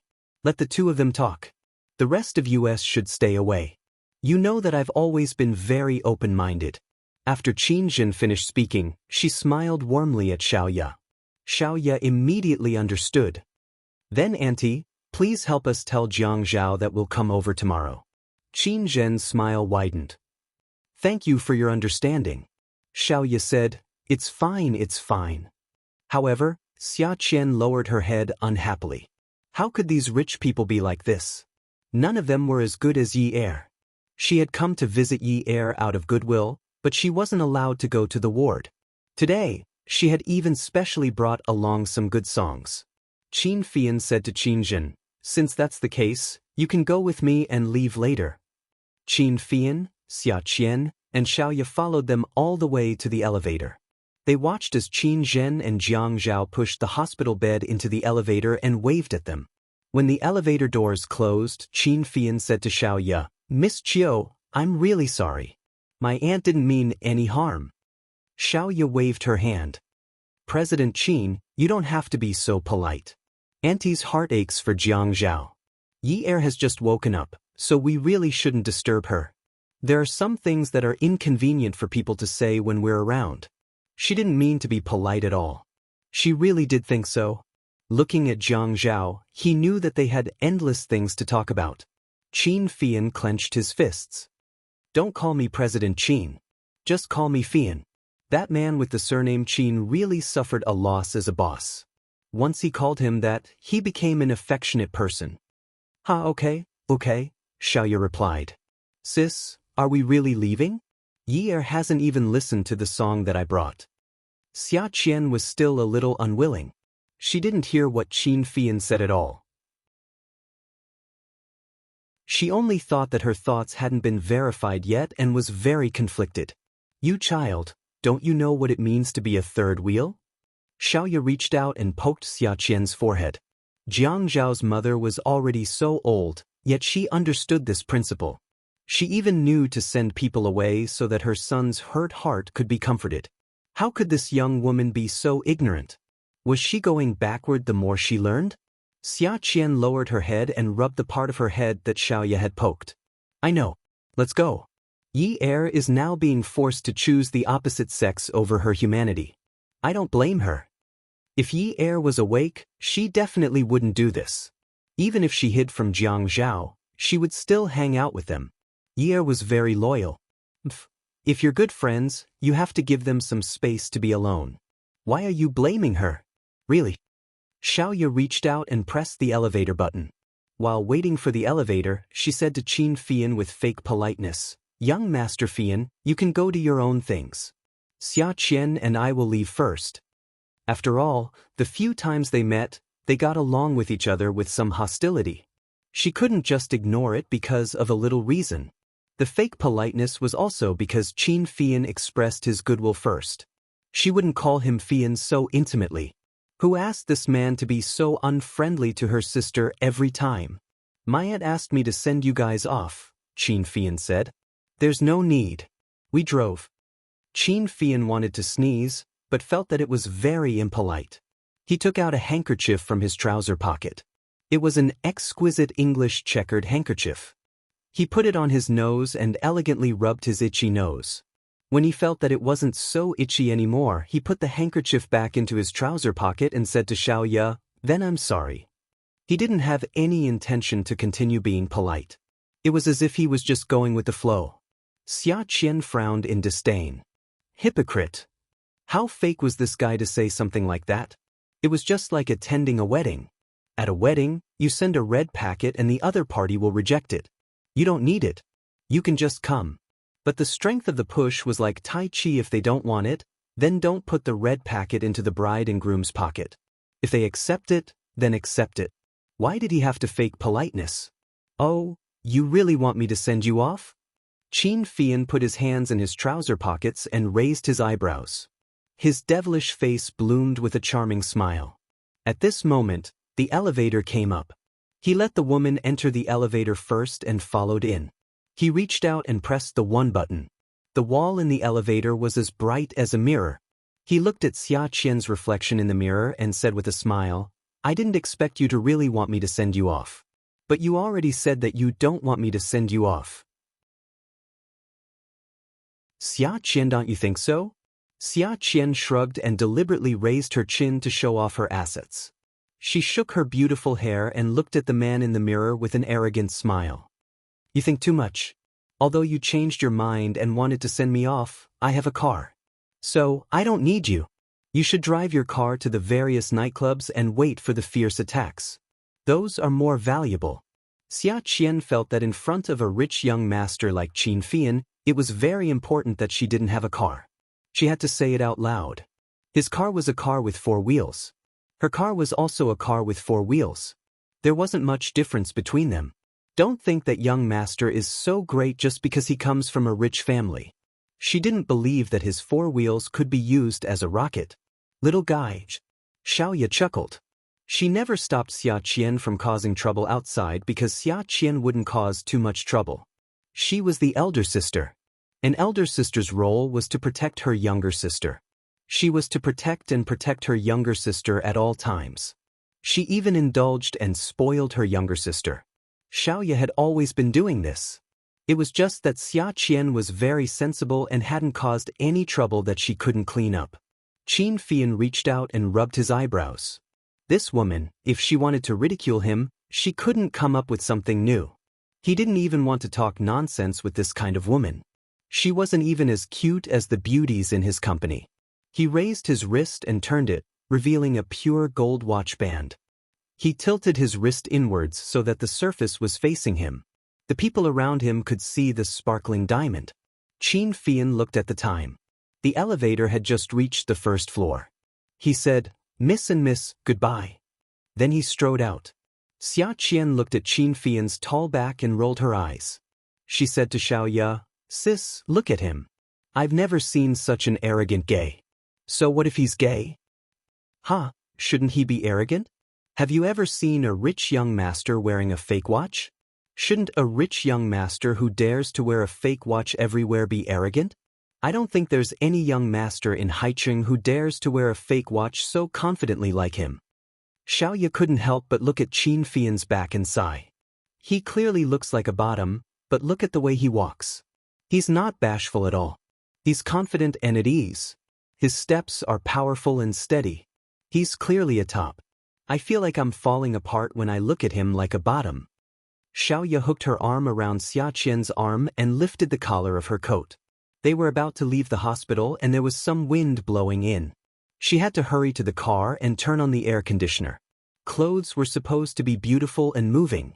If she stood in the wind for too long in the winter, She would probably only be beautiful and cold. Top or bottom? This was Xia Qian's favorite topic. She even felt that this was a topic with great academic research value.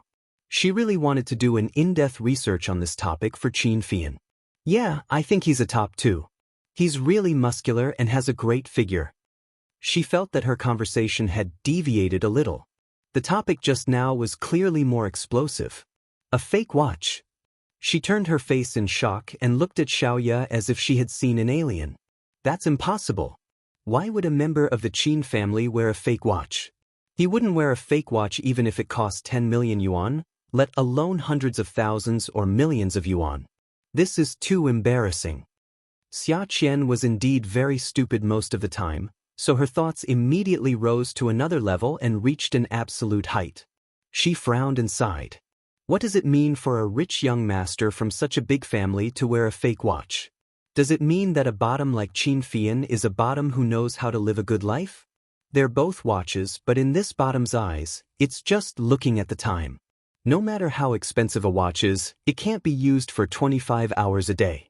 Since it can't use the extra time, it's no different from an ordinary computer monitor or phone. So, after much consideration, Qin Fian chose a fake watch. Not only does it give him face outside, but it's also economical. The money he saves can be given to Mr. Dezong to spend. Isn't it the best of both worlds? After Xiaoya heard this, she bent her leg and kicked Xia Qian's but in an unladylike manner. Why are you so stupid? Since when did Qin Fian become synonymous with knowing how to live a good life? Would a man who knows how to live a good life use a handkerchief that costs a few thousand yuan? Xia Qian suddenly remembered the checkered handkerchief she took from Qin Fian's pocket. It was folded neatly, just like the clothes he wore. It was beautiful, neat, and clean. A handkerchief cost a few thousand yuan? God, was his brain kicked by a donkey? It was just wiping his nose and saliva. She could ask her sister to make 100 handkerchiefs for him. It would only cost a few thousand yuan. It was too extravagant. However, if her sister could say that it was a handkerchief worth a few thousand yuan, then it must be one. She stopped in her tracks and looked at Xiaoya, who was so cold that she was about to sneeze. Isn't the handkerchief fake? Could it be that Qin Fian's outfit was fake in order to confuse the public? Nonsense, the handkerchief is real. I make clothes. Can't I tell if it's real or fake? But the handkerchief only costs a few thousand yuan. His watch costs a few million yuan. Xiaoya said, but a fake handkerchief only costs a few dozen yuan, and a fake watch costs more than 50,000 yuan. Didn't you calculate the ratio? If he really knows how to live a good life, wouldn't he be wearing a fake from head to toe? His suit costs more than 100,000 yuan, and his leather shoes are purely handmade in Italy. They cost tens of thousands. Why is he wearing a fake watch? Even a layman like me can tell after looking at it a few times. How can people in his circle not be able to tell? Sister, you're not lying to me, right? You really can tell? I really can't tell. Let alone a fake watch that costs more than 50,000 yuan, even if it's made into 5,000 yuan, I can't tell. What's the difference? Song Shu 566.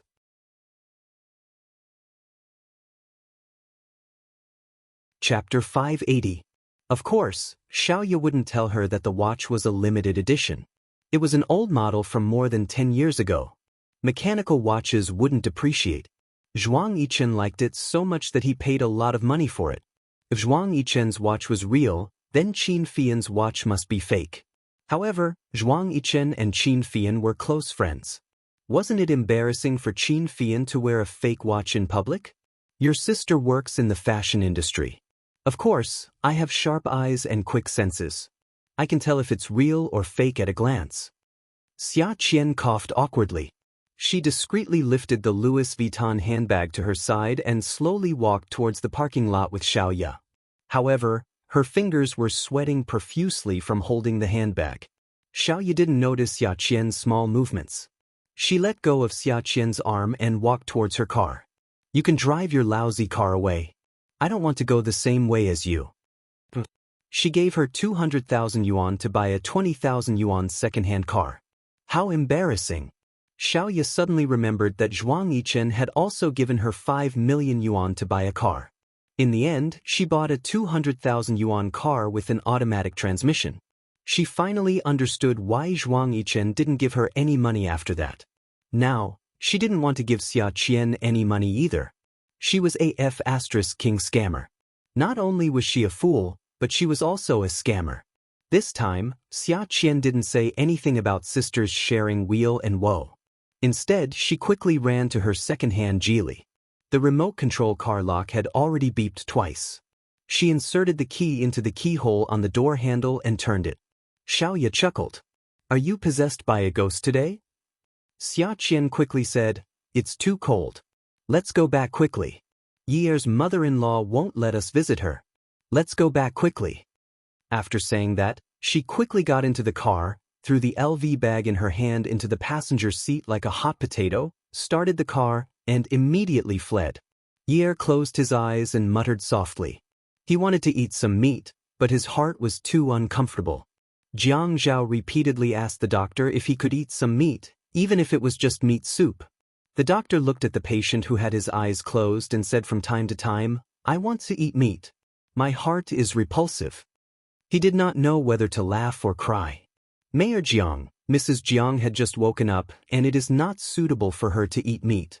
Even if it is meat soup, there are many ingredients in it that cannot be easily absorbed.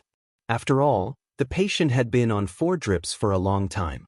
It is best for her to drink rice soup first.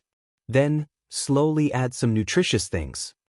Jiang Zhao felt that the doctor was being unreasonable. Yier only wanted to drink some soup. It's not like she really wants to eat meat. That's too unreasonable. Then don't give her thick soup. Stewing some clear soup should be fine, right? Actually, wanted to eat meat, but he took the initiative to choose a compromise. Mayor Jiang, I think you also do not want to let Mrs. Jiang take any more risks. We are very sorry about the wrong 4 drips, and we will not shirk our responsibilities. Although Mrs. Jiang has woken up, she is still under observation. No one can guarantee that there will not be any complications. The doctor said again. Jiang Zhao felt that he was being threatened. He was using his wife's life to threaten him. He endured it.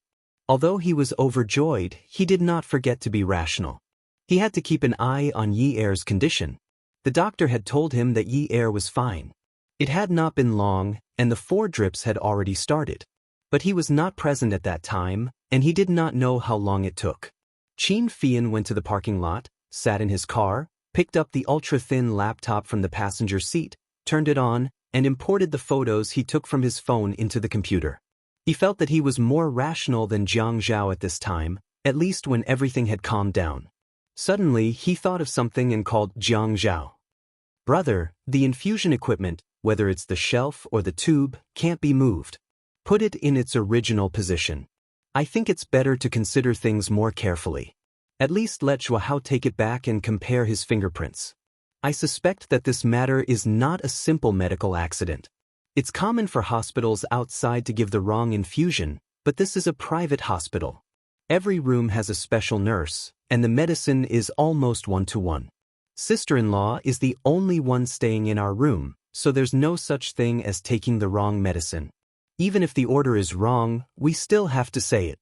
But this is not a wrong order, there's no medicine at all. Brother, have you ever thought that this matter might be related to sister-in-law's car accident? Do you think it is related to Yier's accident?" He had thought of these questions when he came out of the elevator. At this time, he looked at the photos on the laptop and repeated his thoughts to Jiang Zhao. Jiang Zhao suddenly had an idea. The phone was still by his ear. He asked the deputy director, "Where are the bags of 4 drips in the room just now?" "I just asked someone to clean them up." "Who said they could be cleaned up?" The deputy director could not tell Jiang Zhao that it was for the sake of cleaning the environment. He could only tell the nurse immediately, "Hurry up and ask the cleaner not to dump them into the trash can. They should have just left." Jiang Zhao added, "Don't mess it up. Wear gloves." The hospital director looked at Jiang Zhao's expression. There were many accidents in the hospital, and it was possible that it was an accident. He became nervous and immediately said to the nurse, "Hurry up and bring the gloves over. Be careful." Just let Xiao Mian touch it. After listening to the deputy director's instructions, Jiang Zhao was temporarily relieved. He said to the phone again, Fian, give Zhua Hao a call. Tell him the details and ask him to hurry up and deal with this matter. Qin Fian enlarged the photo and said, Brother, you've been in the government for a long time, so you know more cases than me. I'll analyze it for you now. From the photo, the flow of the rollers was turned to the maximum. Normal nurses and caregivers would not do this. Moreover, sister-in-law has been in a coma for a long time. I remember that you've always adjusted her flow to a very low level. The nurses in this hospital are very considerate. At least most of them are very responsible. Even a man like me noticed it. How could they not notice this? Even if they didn't notice it, I'm sure you must have told the nurses and caregivers. Jiang Zhao sat by the bed. He held Yi Er's hand with one hand and gently massaged the needle mark on the back of her hand. He looked up at the deputy director and said, If it's about done here, you can leave first. The deputy director led the doctors and nurses out of the ward. Jiang Zhao heard the sound of the door closing. Fian, your analysis is very correct. I have to tell the nurses almost every day not to turn the flow too high. She hasn't exercised and her blood circulation is slow. The nurses and caregivers who take care of Yunyi all know this. At this point, his handsome brows suddenly furrowed. He asked in a low voice, Who do you think has the most enmity with me all these years? Qin Fian turned off the computer and threw it back to the passenger seat. He got out of the car and walked towards the office building. He had to ask about the medicine. This was something his aunt had arranged. As he walked, he said, I'm afraid you have countless enemies. But brother, why are you so sure that it's your enemy and not sister-in-law's? Her. Jiang Zhao laughed self-deprecatingly. It's not that I'm looking down on her. If she had enemies, they would have been dealt with when her father was in prison. Why wait until she has such a big backer like me to come and find trouble with her? Isn't finding trouble with her the same as finding trouble with me? Would anyone be so stupid? But brother, if she has a grudge with you, is there a need to kill sister-in-law time and time again? She could just go and dig up your gray matter and get you out of office. What do you mean? Qin Fian stopped in his tracks. He was a little hesitant. He looked up at the gray winter sky. His beautiful phoenix eyes seemed to see the sun through the fog. He narrowed his eyes and sighed. Brother, don't be angry. Sister Yen has always been brooding about your marriage. She won't. Jiang Zhao shook his head. His head really hurt. Fian, contact Zhua Hao about this first. I'll go and see your sister-in-law first. If there's anything, I'll call you. Ask your family to send more food over tonight. He felt that no matter what, his appetite would be much better today. Because Yi Er could drink rice soup as long as she could eat as long as she wanted to eat, it was a good thing. Qiu Xiaoya drove all the way back to the office. She was in a bad mood on the way to the hospital with Xia Qian. After all, she had gone to see her unconscious friend. When she heard that Yi Er was in the emergency room again, she was also in a bad mood, so she hit her. But when she came out of the hospital, her mood was even worse. Even though Yi Er could eat now, she was still in a bad mood. During this period of time, she had been in a bad mood. Just now, she was clearly in the wrong. She wanted to cause trouble. Even if Jiang Zhao had a conflict with the head nurse, it was not up to her to stand up for him. Her attitude made her look like a shrew. However, the last time she had brought her sister and Yi Er to the nightclub to look for male prostitutes, Zhuang Yichen had come before they could have fun. She also knew that a month after that incident, the news of a few handsome men who used to work at the nightclub had their fingers chopped off came out. One of them had his hamstrings plucked. It was probably done by Zhuang Yichen. This man would not let anyone get hold of him when he did things. He had said that she was not allowed to betray him. Therefore, the male prostitute's leg that she had sat on could not be kept, and his hand could not be kept. At that time, they had clearly broken up, but he still sent someone to follow her. She always knew. This time, it was really annoying. The head nurse actually did not slap her back. She had not seen Zhuang Yichen in a long time. He also did not look for her. She even had a feeling that her every move was under his watch. What if the head nurse slapped her back today? Would he appear? She felt like she had been forgotten by Zhuang Yichen. She felt inexplicably disappointed. In the past, he would also not contact her for half a month. She would never call him. When he needed her, he would contact her and ask her to wait for him at the apartment. But it was different now. They had broken up. If the head nurse slapped her back today, in a few days, would there be news of her being disfigured or having her hamstrings pulled? Xiaoya repeatedly and uncontrollably had such vicious thoughts. Awesome novel. Song Shu 566.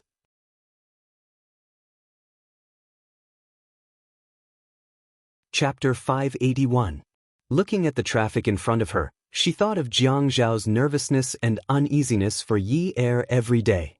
Suddenly, she felt that women still had to find a man to marry. Being a pure person wasn't something that could last forever. She didn't know what kind of relationship she had with Zhuang Yichen was. They had never watched a movie together, and the number of times they had eaten together could be counted with one hand. When they were together, other than lying on top of each other and hugging each other to sleep, they didn't have much interaction. Actually, they weren't pure people. They were just bed partners who slept together from time to time. Kang Yun was back. She felt that she could finally have her own love. She was still young and could still burn for the love that she treasured. That dry and empty heart would be nourished and filled. However, Zhuang Yichen was like a ghost that wouldn't go away. You said that he would come to destroy her, but he didn't. You said that he wouldn't destroy her, but he would always appear without any warning. Zhuang Yichen was really ruthless. He knew her too well. In these 4 years, she couldn't see through him, but he could always see through her. After he said those words last time, he directly touched her sore spot. She realized that she really didn't have the face to face Kang Yun. How should she face him? How should she talk about her past? She relied on sleeping with a powerful man for almost 4 years to get to where she was today? She couldn't say it. That kind of inferiority had always been there. Every time she was in front of Kang Yun, she felt inferior. In the past, it was because of the difference in their family background. But now, it was because she was no longer the Xiaoya of the past. Her thoughts were no longer pure. When did she learn to scheme? Why was she willing to choose the shortcut to success? From the moment Kang Yun left her, it was after Kang Yun left her that gave her a blow. From then on, she told herself that she had to stand high, so high that he could see her no matter where she went. She couldn't escape even if she wanted to. She didn't just want to be a designer, she wanted to be a famous designer. She wanted to be in all kinds of news, all kinds of headlines. She wanted to be in all kinds of magazines that men and women read. Zhuang Yichen had always teased her. She wanted to be famous so badly that even a celebrity's woman was not as utilitarian as her. If she hadn't met Zhuang Yichen, she would have wanted to become famous. No matter what method she used, as long as she could drag Kang Yun out from some corner of the world. Because once he left, he took away her world. She didn't even have a world anymore. What soul, body, and reputation did she want? Therefore, after getting into Zhuang Yichen's bed, she became famous, and her reputation became more and more famous. Qiu Xiaoya was a signboard in the fashion industry, and many companies even invited her to join them and give her an annual salary. Because of Kang Yun, her life had become so bright and beautiful. She was the dream of countless girls in High City who wanted to start their own business. Some people helped her write her autobiography, some invited her to do interviews. She had endless fashion weeks and endless cover shoots. She was a famous designer and also a celebrity designer. But no one knew that all of this was because of Kang Yun, and because of Zhuang Yichen. At that time, Zhuang Yichen had given her 5 million yuan to buy a car, but she bought a car that cost more than 200,000 yuan. After that, in a fit of anger, he didn't give her any more money. But now, she didn't even dare to count the money that he had spent on her. She was afraid that she would be scared silly. In fact, sometimes when she thought about it, she didn't know what she was worth. Maybe Zhuang Yichen was too rich, so he didn't care about spending money for her and let her enjoy the glory of being the moon surrounded by stars. But she had never cared about the money. Whenever she thought about those things, she would feel empty. She earned a lot of money, but she didn't know how to spend it. She made clothes herself, and she had endless clothes to wear. She would make whatever style she liked. Those international brands always had something that she wasn't satisfied with, so she would make a style that she liked. She saved money again. But Zhuang Yichen was such a cold person, and yet he still praised her. It's not bad. It suits you. Hearing him say that, she felt even more that she couldn't spend the money. The car drove very slowly. When she reached the studio, the employees were already preparing to get off work. She swung the car keys in her hand and walked slowly upstairs in her high heels. The building was on the 4th floor, and the lower floor was the finished products exhibition area. It was decorated in a stylish style, and it was almost 700 square meters. It was divided into several areas, and the clothes were displayed according to their style. The 2nd floor was the guests' fitting area, and it was warm and comfortable. The 3rd floor was the employees' work area, and the designers were very busy. The 4th floor was her office area. It was empty and mainly white, mourning the former Qiu Shaoya. Although the building wasn't in the city center, it was in the center of the wealthy district in the south. Zhuang Yichen was a rich man, and this building wasn't rented. He bought it, and the owner's name was Qiu Shaoya. From now on, she would not work in the future, and she would rely on the rent of this building to live a leisurely and decadent life. She remembered that when she heard the news that day, she worked hard to serve Zhuang Yichen in bed for the whole night. She played with all the tricks, and he rode her body with satisfaction. His voice still echoed in her ears. Qiu Shaoya, you're a demon. You're Qiu Shaoya. Just as she reached the 4th floor, she pushed the door open and smelled a familiar cigarette smell. This guy. Designers liked a free space, and the office didn't have too many complicated displays. Everything was painted white, and even the floor was filled with white glue. The desk was simple and big, just like the office. She closed the door behind her. The man was sitting in her office, crossing his legs on the desk and swinging his feet. His leather shoes were shiny as new, and his body was lying on the chair lazily. He held a cigarette in one hand and a draft in the other. She didn't know if he really understood it, but he teased, "Yo, you know I'm here, and you still want to come in?" Xiaoya ran her fingers through her hair and changed into slippers that she only wore in a private space. Her feet touched the ground, and her body relaxed. It was so comfortable. It turned out that the glamour was for outsiders to see, and the comfort and warmth were for her to enjoy. This is my office. If you want to come in, you can come in. What can you do about it? Zhuang Yichen threw the draft in his hand, and 4 or 5 drafts scattered. Only 2 of them happened to land on the white desk, and the rest fell to the ground. He opened his mouth and smiled brightly. Isn't it time to get off work? Why didn't you run when you saw me? Or are you always ready with contraceptive pills, waiting for me to come? Jiang Zhao had been lying beside Yi Er the whole time, listening to her murmuring with her eyes closed. He was afraid that she would be tired, so he dripped some water into her mouth. He even wondered if she would be moved when she woke up and say, "Hubby, I missed you so much, I love you." He had been taking care of her all day and night without rest for a long time. He recalled that dream and sighed. Forget it. Love. He didn't believe that a marriage without love couldn't grow old together. They could help each other in times of need and treat each other with respect. There were 2 soft knocks on the door. Jiang Zhao wasn't afraid of disturbing Yi Er, and even hoped that she could hear his voice. He shouted, "Who is it?" "Young Master Zhao, I'm here to bring food. Come in." The nanny came with 3 thermos containers, followed by a servant. The servant carried 2 thermos containers in each hand. There were 4 compartments in each thermos container. Apart from the porridge and rice, there were at least 12 dishes. The table was full of dishes. Jiang Zhao was speechless. Wasn't this too much? "Auntie Li, why are there so many dishes?" The old maid also poured out the soup and put it on the table. She felt that the small plates on the table weren't arranged well, and the positions of the meat and vegetables weren't right. She adjusted the plates as she spoke.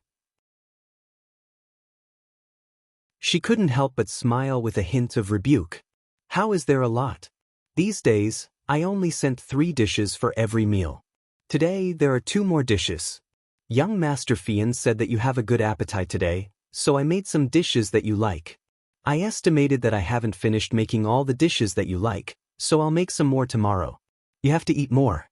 You've lost weight recently. Jiang Zhao sighed. There was nothing he could do. Forget it. Who told him to be so talkative? He had to tell Fian that he wanted more dishes. Grandfather probably couldn't wait to move the table from home. The old maid looked at Jiang Zhao with some guilt. Although Jiang Zhao didn't reprimand her, the way he walked past her without saying a word made her feel worse than if he had reprimanded her. Young Master Zhao, you eat first. I'll go feed young madam. No need. I'll do it. Jiang Zhao felt that how could he let the old maid do such a joyous thing? Ye Er woke up and could eat. It was natural for him to enjoy this kind of satisfaction. He had been waiting for her to wake up. The Qin family's servants were very attentive. They brought several spoons, from small to large. The old maid let the other servant go back first. She would tidy up later and return to the Qin residence. Jiang Zhao chose a small one. The rice soup was very thick. He scooped up a spoonful and put it to his mouth. The rice porridge was very fragrant. He blew on it until it was warm before putting it to Ye Er's mouth. He tried to entice her to gently open her mouth. Just as her mouth opened a little, he held the spoon upright and the rice soup flowed into the woman's mouth. Every time he saw Ye Er's throat move, he could hear the sound of her swallowing. After such a long time, there was nothing more blissful than hearing this sound. Jiang Zhao enjoyed this kind of action. After Ye Er finished swallowing, he fed her another spoonful. Seeing how she swallowed so vigorously, he really wanted to turn the entire table of dishes into rice soup for her to drink. She must think that this rice soup is very delicious, right? Until Ye Er lazily opened her eyes and looked at Jiang Zhao. Her eyes were wet and the corners of her mouth twitched from time to time. It was as if she had been greatly wronged. The spoon in Jiang Zhao's hand paused just above Ye Er's lips. He looked at her and his eyes couldn't help but moisten. He held it in and forcefully swallowed his saliva. Then he fiercely blinked his eyes. After he blinked his eyes dry, it all flowed into his heart. Look at her small appearance. Look at her weak and listless eyes. Look at her trembling lips. Sigh, she must be feeling terrible. The corners of Ye Er's mouth twitched slightly at first. Then she looked down and stared at the spoon above her mouth. As Jiang Zhao's hand was trembling, a few drops of rice soup dripped down and landed on her lips. She stuck out her tongue and licked it. When she licked it, the tears in her eyes turned into tears. Jiang Zhao saw Ye Er licking the rice soup and quickly regained his senses. He scooped another spoonful of rice soup and coaxed her gently. Yunyi, don't be sad. Don't be sad. I forgot to continue feeding you. Come, drink more if you like. If you don't have enough, I will ask Auntie Li to get more. Ye Er panicked when she heard this. She drank some rice soup and regained her strength. Tears rolled down from the corners of her eyes. She sobbed. Jiang Zhao, you are a mayor. How can you let your wife drink some rice soup? How can you bear to let her drink some rice soup? I have waited for so long and did not even get a piece of meat. What did I do to you? Why are you treating me like this? Woo woo woo woo woo, I want to eat meat. Attention, Song Shu 566.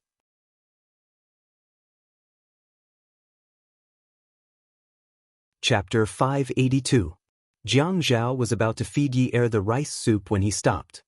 He burst into laughter, and the rice soup spilled onto Ye Er's face. Jiang Zhao laughed louder and louder, but Ye Er didn't care at all. She grabbed the blanket and rubbed her face, saying, I want to eat meat, I want to eat meat, I want to eat meat. If I don't eat meat, I won't have the strength to speak. Her voice became softer and softer. Jiang Zhao turned around and saw that his mother was still standing by the table by the window. She didn't dare to come over and just stood there, waiting for him to eat. When Jiang Zhao's mother saw Jiang Zhao turn around and smile at her, she felt relieved and smiled. She thought, young Master Zhao is finally not angry with me, right? At this moment, Jiang Zhao's anger had already been pushed to the side. He said to his mother, Auntie Li, you can go back first. You can come back tomorrow to pack up these things. Also, there's a nurse, so don't worry. How can I do that? You've been too tired recently. Let me stay here and take care of young madam. Auntie Li, you can go back. Jiang Zhao sighed. He was a little displeased. He didn't like to be interfered with. Caring was one thing, but right now he wanted to be alone with Yi Er. Jiang Zhao's mother saw that Jiang Zhao was about to get angry again. She was afraid that he would get into trouble if she did something wrong, so she pushed the dishes on the table and continued to nag, "Young Master Zhao, hurry up and eat. The dishes will get cold soon. Winter is not as good as summer." Although the room is air-conditioned, Jiang Zhao nodded, I know. After his mother left, Jiang Zhao hurried over and locked the door like a thief. He returned to the bedside and wanted to see if Yi Er could sit up. He put his arm around Yi Er's back and knees. His heart ached. His wife had lost weight. A few days ago, when he hugged her every day, it wasn't as obvious as it was now. Now that she could move, it was different. "Yunyi, let me help you sit up and eat, okay? Is there meat?" Even though Yi Er was weak, she still didn't forget to ask the questions she was concerned about when she was pulled up by Jiang Zhao's neck. After Jiang Zhao put Yi Er down, he put a pillow behind her back. He felt that it was not enough, so he put his own pillow behind her back. When he heard Yi Er relentlessly asking where the meat was, he put his index finger to his mouth and said, "Shoo, keep your voice down. The doctor said that you can't eat meat and can only drink rice soup." Rice soup? Rice soup again? Is this how a person should live? When Yi Er thought of the tasteless liquid that had flowed into her mouth with her eyes closed, she became irritated. At this moment, other than her eyes being a little dim and her spirit being a little weak, when she spoke, it was as if the nearly 20 days of being in a coma had never happened at all. Jiang Zhao couldn't help but feel delighted again. However, he couldn't resist her adorable manner of begging for food. "Lower your voice. How about I make you some meat soup to drink? Just drink a little, okay?" "Hubby." Yi Er reached out her hand that was still covered with a band-aid and held Jiang Zhao's hand. She begged in a low voice, "Hubby, I'll only eat a small piece of meat. After that, I won't be greedy anymore. If I'm greedy again, you can spank me." The word "hubby" made Jiang Zhao's heart go soft and sour. During this period of time, he had stayed here and heard her call him that many times in his dreams. She called him "hubby" in all kinds of tones, acting coquettishly to please him, complaining and pitiful, supporting and angry. When the word "hubby" appeared in his dreams, he felt that she had woken up. Thinking about it, a small piece should be fine, right? It was just a small piece. He made up his mind. A small piece. Okay, just a small piece. But you must drink more water after eating. I'm afraid you can't digest it. Yi Er looked at the room she was staying in and then looked at the clothes she was wearing. I know. Patients can't eat too much meat and greasy food. Her originally dim eyes suddenly lit up. She said greedily, "Is there any red braised pork? I'll just eat a piece of red braised pork." Jiang Zhao was stunned. Red braised pork? She actually said that she wanted to eat red braised pork? How could this be? She clearly said that she couldn't eat too much meat and greasy food. Wasn't red braised pork the most greasy food? There are lean meat, chicken, duck, and fish, but you can't eat red braised pork. Yi Er actually didn't like red braised pork that much in the past. It was just that she hadn't eaten for too long, and her body always craved for some oily meat. When she thought that she could only eat a little meat, she might as well eat a piece of red braised pork. Moreover, she clearly smelled the scent of red braised pork just now. It was the smell of red braised pork that was braised and stewed with dried vegetables. Thinking of the fat in the red braised pork, she bit it in her mouth. It was soft and sticky and melted in her mouth. "I don't like to eat other meat. I just like red braised pork. Hubby, hubby." This call of "hubby, hubby" was simply fatal. Jiang Zhao was at his wit's end. One of his hands was caught by Yi Er's hands.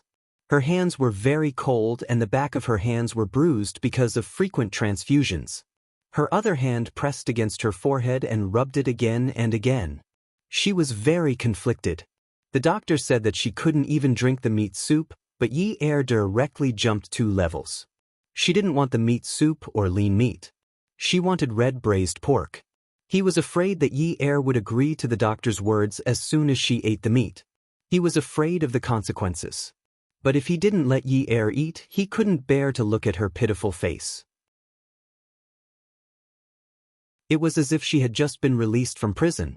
When the words, red braised pork, were mentioned, her eyes lit up. Every time she said it, she swallowed her saliva.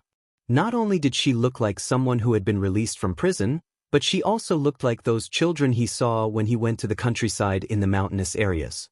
Their innocent eyes were also like this, shining when they improved their food. Then promise me that you have to eat a piece of meat in small bites. You can't swallow it all at once. Drink some rice soup first before you eat. Jiang Zhao picked up the bowl of rice soup and handed it to Yi Er. Without a word, Yi Er snatched the bowl and gulped it down. She raised her wrist and wiped her mouth with her sleeve. I finished it. Drink it with that spoon of yours. I don't know how long it will take before I can eat meat. Jiang Zhao was speechless. He was worried that she would choke if he fed her too quickly. In the end, she picked up the bowl and drank it in a few mouthfuls for the sake of eating meat. At this time, Jiang Zhao was like an old mother. He poured half a bowl of rice soup and picked up a piece of red braised pork from the table. He placed it in the bowl of rice soup and carried it to Yi Er to sit down. He used his chopsticks to split the soft red braised pork into two and stirred it twice. He then split it into four and stirred it a few more times. Yi Er was anxious. She stared at the red braised pork and asked, "Honey, what are you doing?" "Washing the oil. It's too oily. It's not good for you to eat it." Even if he ate meat, he still remembered 3 words. Avoid oily food, avoid oily food. Don't pick it up. If you pick it up again, it will turn into foam. How can I eat it? Yi Er hurriedly stopped Jiang Zhao. The meat was so small that it was not even enough to fill the gaps between her teeth. Jiang Zhao said seriously, "Pick it up and wash away the oil inside. It will be safer to eat it this way." Although he had promised to help his poor wife secretly, he had to wash away the oil in the meat as much as possible. He did not have to worry about the woman swallowing the meat whole like a wolf. Anyway, he looked at her eyes. She definitely had the potential to do so. Jiang Zhao buried his head in his actions and ignored the woman who had not eaten oily meat for 20 days. Her eyes were green and full of sorrow and pain. She looked at the bowl in his hand. She was unwilling and unbearable to watch the whole piece of meat turn into a bowl of minced pork soup. The small bowl could be described as pocket-sized. It was only half a bowl of rice soup and could be drunk in one gulp. Yi Er looked at Jiang Zhao, who did not let go of any piece of meat that was larger than a grain of rice. She was going crazy. She took a deep breath. Her hair was a little messy, but she could not see, so she did not pay much attention to it. When she leaned forward, she looked like a female bandit who had come down the mountain. She quickly lowered her head and bit the side of the bowl in Jiang Zhao's hand. Her originally weak hands suddenly flew to the side of the bowl and tilted it, pouring all the rice soup and minced meat into her mouth. Jiang Zhao was about to snatch the bowl when Yi Er's mouth bulged like a toad's. It was swollen and round. Jiang Zhao anxiously put down the bowl and scolded, "Yun Yi, spit it out." He had to make her spit it out. If this bowl of oil went down, it would be over for her. He reached out to pry open her mouth, but Yi Er stepped back in a panic and swallowed hard. Her eyes were forced to roll back as she swallowed it. It was useless for Jiang Zhao to regret or be angry at this time. He could only blame himself for being soft-hearted and causing such a big mistake. He even said that he would wash the oil off the meat for her, but she drank it all in one gulp without even chewing. He was so angry. Yi Er widened her eyes and shook her head. It was not bad. The meat soup was better than the rice soup, but she did not seem to have tasted the meat. She tried hard to recall the taste of the meat in her mouth, but she could not remember it no matter how hard she tried. She remembered now. She did not eat the meat at all. Meat had to be slowly ground with the teeth and chewed slowly to get the fragrance out. What was the difference between her eating meat like this and drinking a big mouthful of water and swallowing a few pills in her mouth? "Jiang Zhao, give me another piece of meat." She was unhappy. She did not want to call him hubby anymore. This was Yun Yi in reality. "Yun Yi, you have no shame. You ate the whole piece just now." Jiang Zhao felt that he could no longer speak nicely to Yi Er. When she was not awake, he missed her so much. When she woke up, she drugged him and called him, "Hubby, hubby," so intimately that it melted his heart. He had already indulged her in cheating him of meat, but she still went overboard and did not keep her promise. Now it was even worse. She still wanted to eat it. If he spoke to her in a pleasant manner again, she would probably eat the whole plate of red braised meat. The corner of his mouth twitched, and she said unhappily, "How is that food?" It was clearly drinking. "I did not enjoy the process of eating meat at all." "That doesn't count. Give me another piece. You don't have to wash it anymore. You can wash it if you want, but don't split it apart. Just wash the whole piece, okay? Let me chew it. I think my teeth need some exercise. I need some exercise. Pick a big one for me." Jiang Zhao knew that this wife of his had the ability to anger him to death. Even if they had not spoken properly for more than 20 days, she could already make him so angry that smoke was coming out of his 7 orifices in less than 20 minutes. Not only did she want a whole piece, she wanted a big piece. "Yunyi, you can only give me rice soup now. If you dare to mention meat again, I will never give you meat in this lifetime. If you don't give me meat, I won't sleep with you."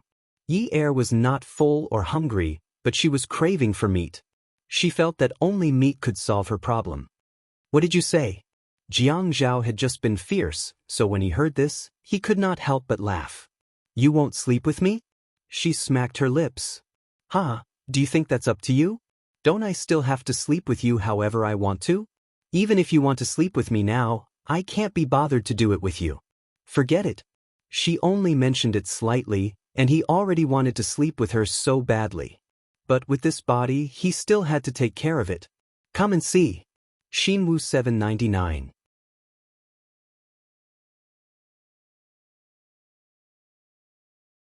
Chapter 583. Then I cannot be serious. But if you give me meat to eat, I can be serious in bed with you. Yi Er said unabashedly, "Don't tell me you're willing to lower the quality of sex for a piece of meat?" Jiang Zhao made a hiss sound. This girl had been in a coma for more than 20 days, and her brain was also muddled. What kind of brain did she have to talk about meat with high-quality sex? Sex was also meat. Red braised pork was also meat. Could they really talk about it on the same table? Jiang Zhao had a tall figure. He supported himself with one hand on his waist, tilted his head, and looked down at Yi Er lazily. "Yun Yi, is your brain all right?" Yi Er sneered, "You really want my brain to be damaged, don't you? Once my brain is damaged, you can dump me and fly around with that Ouyang Yen of yours every day, right?" Jiang Zhao laughed out loud. She still remembered? Ouyang Yen meant that her brain was not damaged. "There's no meat to eat, but if you don't drink the rice soup seriously, I can only give you a nutrient infusion. You know, in order to maintain the basic functions of the human body, we can't do without water. Are you willing to drink the rice soup like this, or are you willing to have a needle inserted into your vein?" Yi Er saw Jiang Zhao laughing so happily when he heard her mention the Ouyang Yen and felt annoyed. She felt that she was not stupid and that her brain was not damaged. Who would be willing to be injected for no reason? Then she looked at the back of her hand and wrist. There were needle marks everywhere, like a hornet's nest. She said angrily, "Drink the rice soup." Jiang Zhao poured a small bowl of rice soup and handed it to Yi Er. Yi Er said coldly, "Jiang Zhao, remember this. If you treat me like this today, I will definitely take revenge on another day. Isn't it just eating a piece of meat from you? Stingy." After saying that, she finished the rice soup and fell down to sleep for a while. She felt a little uncomfortable, so she got up to wash her hair, brush her teeth, and wash her face. Jiang Zhao looked at Yi Er and was a little shocked. It was as if Yi Er had not been hospitalized at all and had not been in the emergency room. She had just caught a cold and came to the hospital to get some medicine. The more Yi Er looked fine, the heavier Jiang Zhao's worries. The deputy director's words at the emergency room door were still ringing in his ears. Could it be the final radiance of the setting sun? This was a problem he had been worried about. Since Yi went to the bathroom, he sent a message to Qin Fian. "Fian." Qin Fian originally suspected that this was not a simple case of taking the wrong medicine. He was discussing with the director about the surveillance footage, but the director refused. This was a high-class private hospital. The patients had absolute privacy. If they gave the surveillance footage to anyone who wanted it, then this high-class private hospital would lose its meaning. Qin Fian saw Jiang Zhao's message and replied, "I want to see the surveillance footage, but the director won't give it to me. I think I'll have to get grandfather to talk to this old man." Jiang Zhao bit his lower lip. "Yeah. If this matter is really not that simple, we must get the surveillance footage. If grandfather still wants to act pretentiously, then I will." He would find fault with the hospital and close it down. 20 days later, all the information about the murderer had been cut off on the road by the river. Shi Unwu was also in a terrible fix every day. There was no progress. Was it really related to Ouyang Yan? Ouyang Yan was not that kind of person. He did not believe she would do something like that. Yi Er came out from the bathroom. She saw the untouched dishes on the table. As she dried her hair, she asked Jiang Zhao kindly, "Aren't you going to eat something?" Jiang Zhao put away his phone and prepared to give Yi Er a hug. "You're done? I'll be there in a minute." Wu Er added angrily, "We've really returned to the olden days. The husband can eat lavishly while the wife can't sit at the table. She can only drink rice soup." Jiang Zhao watched as Yi Er returned to the bathroom like nothing had happened. Soon, the sound of the hairdryer whistling could be heard. He sighed, shook his head, and smiled. Unwu dropped the materials in his hands and walked to the balcony of the resting area. He looked down from the balcony outside Shi Empire's CEO office. The night was as dark as the sea, the cars were like beetles, and the people were like ants. And stood inside the room, looking at Yunwu's back. Her usually expressionless face couldn't help but crease into a frown. She picked up the materials one by one and put them away. The materials on the floor were all related to the car accident by the river. The clues that were cut in half made Unwu feel helpless. Unwu stood on the balcony, his hands on the glass railing. The wind was even colder at the height of the 39th floor. He looked at his hands. After the second skin transplant, the color had returned to normal. If he did it again without a closer look, one wouldn't be able to tell that they were once burned. However, he didn't need to look to know that his hands would never be able to draw again. It was not that he couldn't draw anymore, but he couldn't hold a brush for long periods of time. He had tried several times, but the lines were no longer smooth, and he couldn't draw her the way he imagined her to be. "It's just a murderer. Why is it so hard to find? Could it be a death row criminal? A fugitive on death row? If that was the case, how could Jiang Zhao not be able to find out? It would probably be easier to find out than him, right?" Unwu turned around, but the glass door wasn't closed. And how's her condition today?" Anan buried her head in the documents and pretended not to hear. Yunyu's voice grew louder. He was a quiet, elegant, and beautiful boy, but in his suit and his stern voice, there was a hint of hostility. Because of the wrong injection of medicine today, An's voice became softer and softer. It was so soft that if the office hadn't been so quiet at this time, he wouldn't have been able to hear it clearly. Unwu strode back into the room. He slowly clenched his fists, and the veins on his fair skin could be seen. "Why are you only telling me now? She's already recovered. She's fine." And raised her head unhappily and stood up. There was a hint of stubbornness in her cold eyes. "Have you had enough? She has someone to take care of her. She has a husband.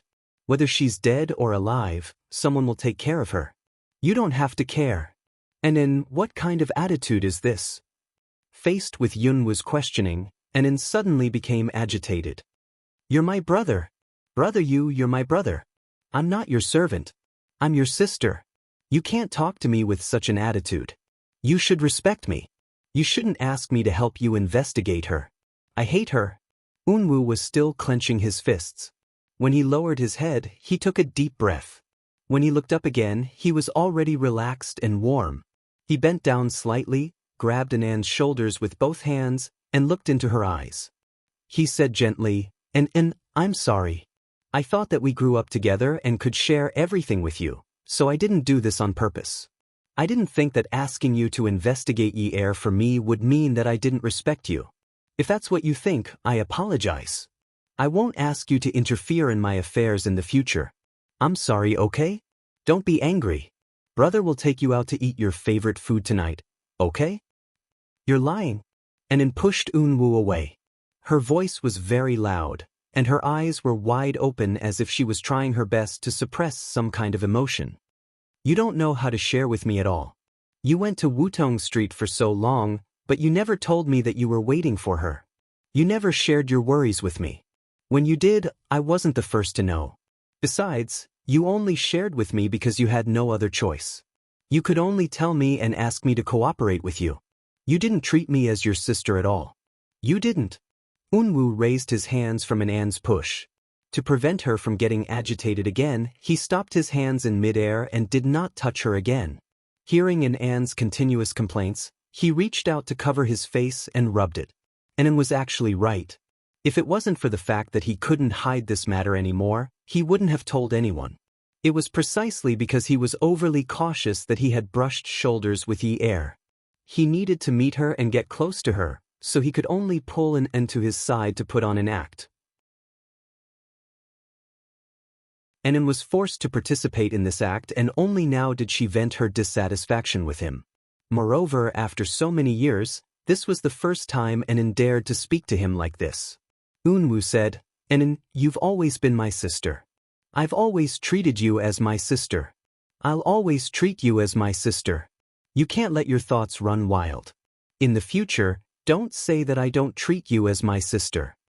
An was stunned and suddenly fell silent. You don't like Yi Er. You hate her, but don't say it in front of me. You clearly know that I like her very much. You're my sister. Even if you don't want to stand on the same path as me, don't go against me, okay? Seeing that An didn't react at all, Eunwoo said, I'll go to the hospital to have a look. Don't worry about her matters. I'm very sorry for making you so upset. Eunwoo was always like this. He was polite to the point of alienation, and gentle to the point of strangers. An watched as Eunwoo took off his suit and placed it on his chair. Then she walked to the hanger, took off her light gray woolen coat and scarf, and left the room. After she hung up Eunwoo's suit again, An went to the balcony where Eunwoo had been standing earlier. When Eunwoo walked out of the office, people greeted him. He responded with a smile. His smile was healing and made people feel warm. Some people in the company said that if they saw the little CEOs smile more often, they would live a few more years. Not only was it pleasing to the eye, it also made people feel comfortable. Eunwoo's smile was maintained until he pressed the button for the CEO's private elevator. He walked in and the elevator door closed.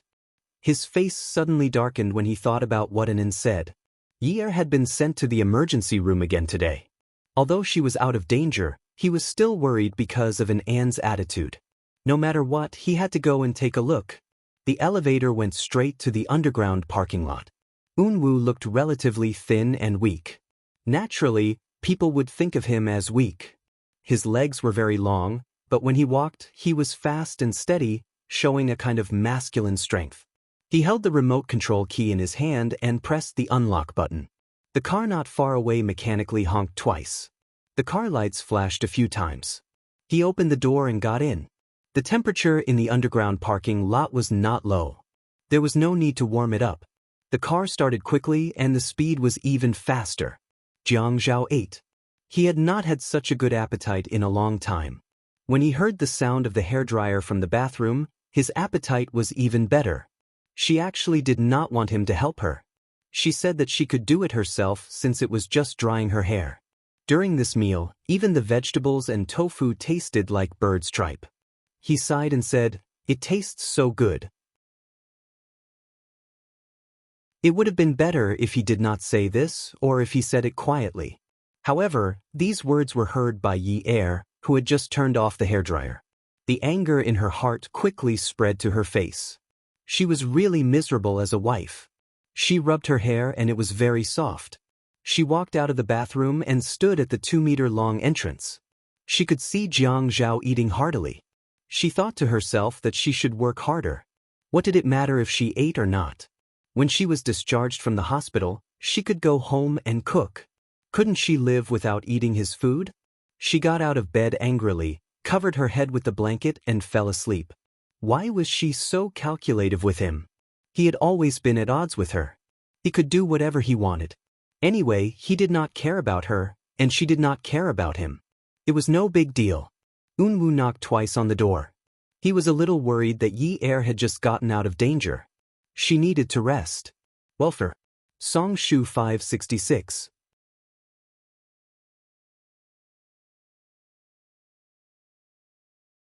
Chapter 584. Jiang Zhao thought it was a nurse who knocked on the door gently and politely. Since he was not afraid of being seen by the doctor, he put down his chopsticks and walked over to open the door. His expression immediately changed. "What are you doing here?" Eunwoo no longer had his quiet and scholarly temperament. Instead, he looked domineering. "Jiang Zhao, what am I doing here? I want to ask you, what are you doing here all day? Aren't you the one taking care of Yi-er? Do you always have to take care of her until something happens to her before you feel that you're important?" Jiang Zhao was actually in a good mood that night. Because of Yi-er's actions when she woke up, he often neglected the fact that she was in the emergency room today. However, Yunwoo's words always touched his bottom line. No matter what, Yun Hongwei, his parents, Si Jie, and even Yi-er's friends could say that he was in the wrong. However, Shi Eunwoo could not do that. He was not Yi-er's family, nor was he Yi-er's friend. He was Yi-er's suitor. He was his love rival. This was a bomb that was buried beside him. Min Zikai was nothing. Min Zikai was not as bold as Shi Eunwoo. Shi Eunwoo dared to stand in front of him and threaten him. Moreover, Shi Eunwoo knew that something happened to Yi-er today. This meant that Shi Eunwoo's men were around. Jiang Zhao felt that it would be too funny if he fought with Shi Eunwoo every time they met.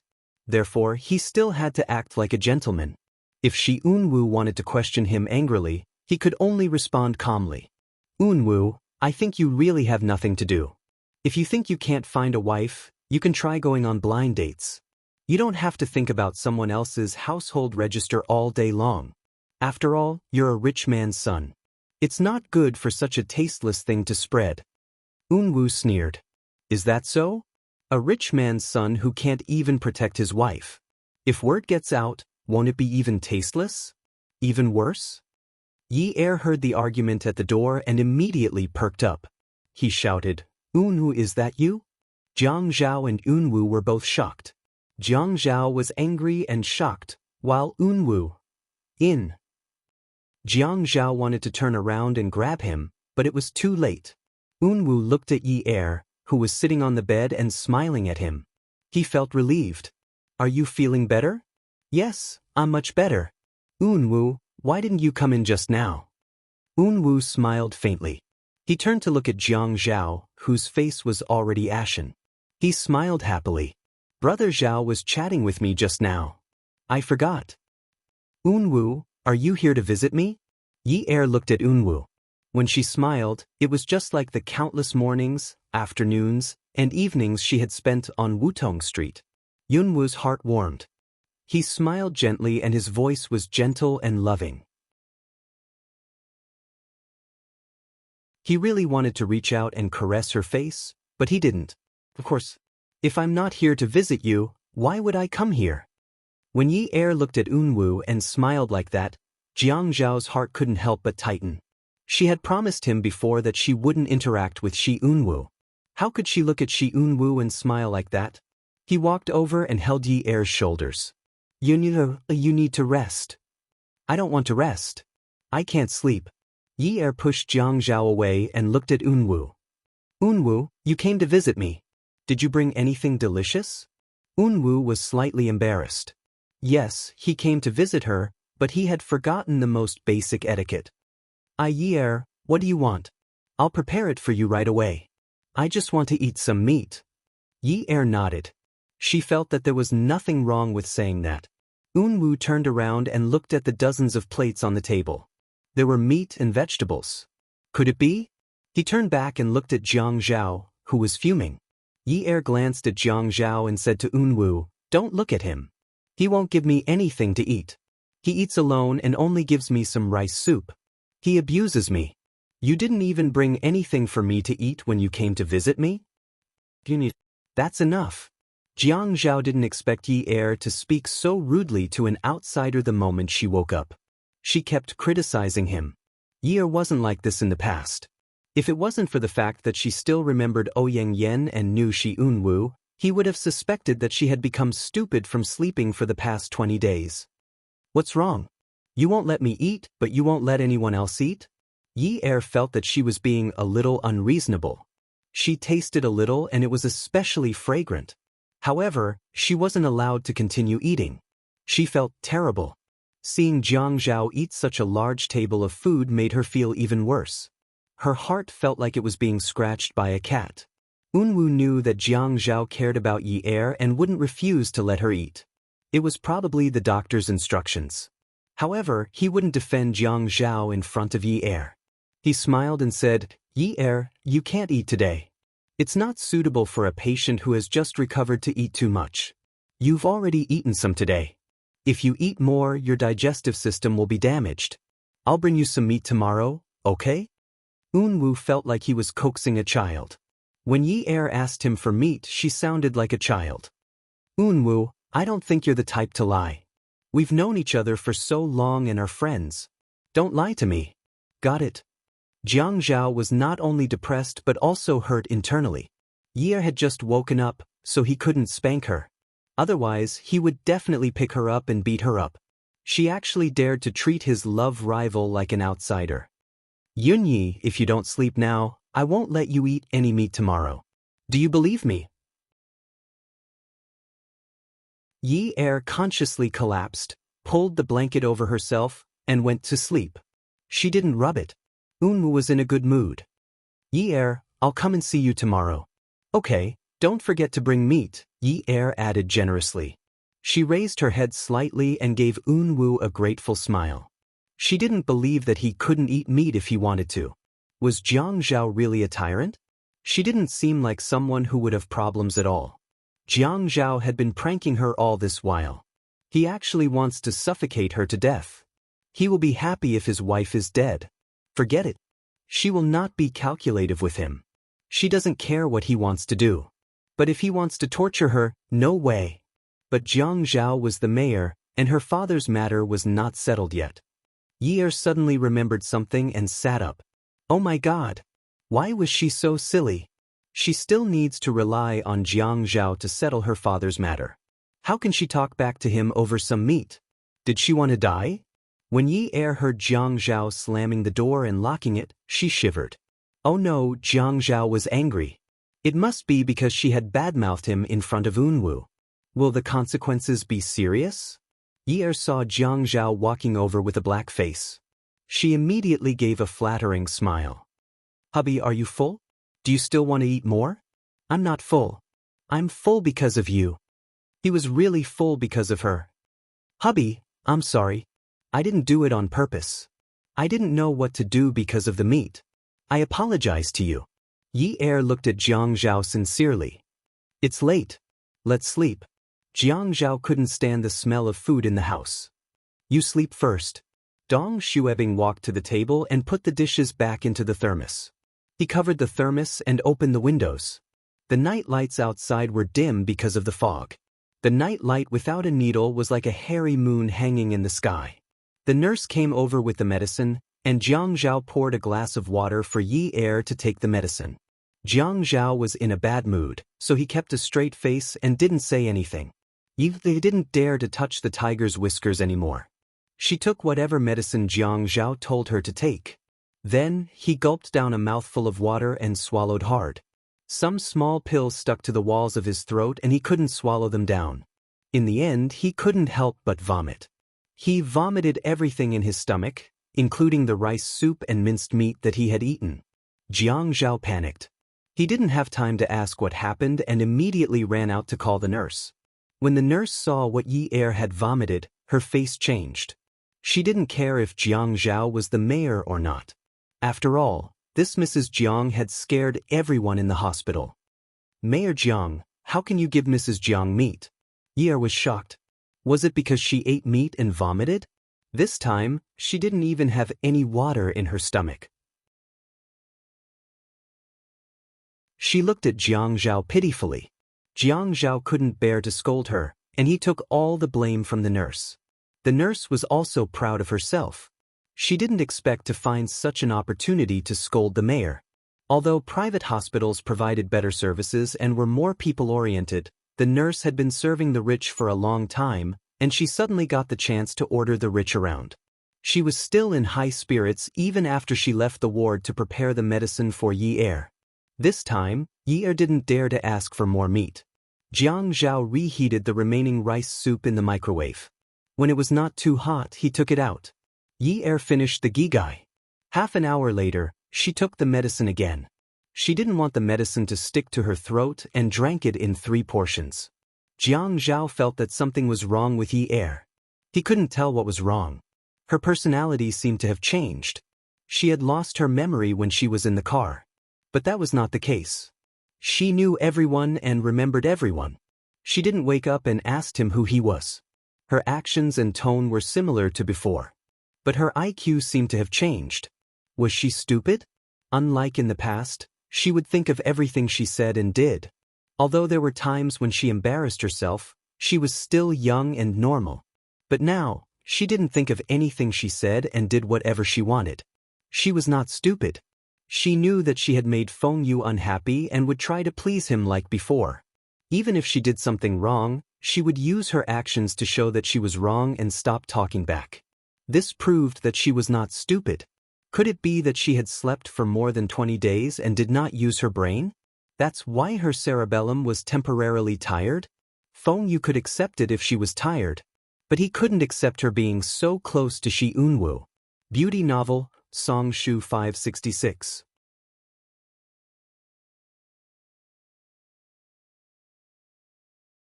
Chapter 585. Jiang Zhao was still thinking about this even after he fell asleep. He wondered if he should give Yi Er an X-ray or something like that until Yi Er sneaked onto the bed beside him and hugged him. Damn it.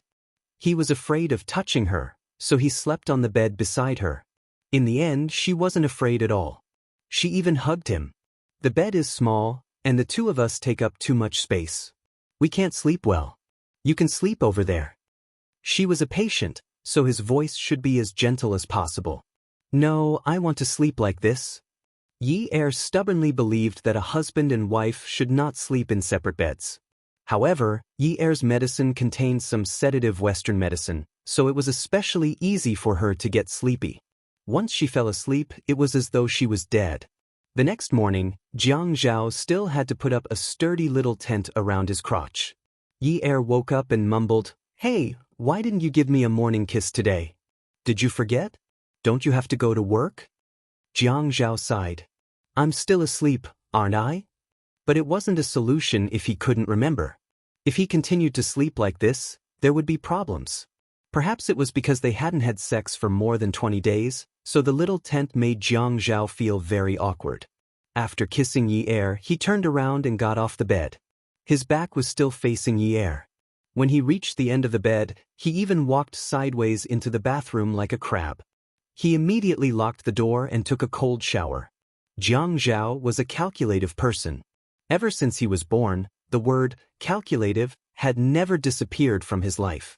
In the past, when Yi Er wasn't awake, he had to go to work. Now that Yi Er was awake, he was even more in the mood to work. However, Shiyunwa's appearance yesterday put him on guard. Yi Er's personality was a little strange now. She wasn't as easy to deal with as before. Even if she was easy to deal with, he didn't dare to casually force her. He also didn't dare to bite her until she had a high fever and was hospitalized like last time. He couldn't do it the hard way, but he couldn't bring himself to do it the soft way. What if Shi Unwu really seduced her with meat today? He suspected that her IQ had returned to that of a 2- or 3-year-old. At least, that was what he thought yesterday. After Jiang Zhao finished showering, he asked Yi Er to wash her face and brush her teeth while he waited for the servants to deliver breakfast. Today, he wanted to eat with her. While Yi Er was in the bathroom, Jiang Zhao went to look for the caregivers and nurses. He told them that they had to take good care of his wife today. He reminded his wife not to eat meat and that it would be best to make the consequences sound serious. Even so, Jiang Zhao was still worried. Ching Su woke up before Yi. Because her lungs were seriously injured, she couldn't get out of bed and run around like Yi. When Jiang Zhao appeared in Ching Su's room, Min Hongxing had just left. Ching Su was sitting on the bed with her back against the headboard pillow. She was playing Plants vs. Zombies on her iPad. Jiang Zhao sat down beside Ching Su's bed. Ching Su, are you feeling better? Ching Su logged out of the game. Her face still had some baby fat, but when she smiled, the two beautiful dimples on her cheeks looked very sweet. She nodded. I'm much better. Where's older sister Yi? Jiang Zhao knew that Ching Su was very different from Min Zikai. At least, Ching Su was innocent. Even if she wasn't, the fact that she dared to chase after the criminals for Yi's sake showed that she had a good relationship with Yi. Handing this mission to Ching Su should be able to succeed. She's much better now. She can get out of bed now. I'll ask her to come and play with you later, okay? Really? That's great.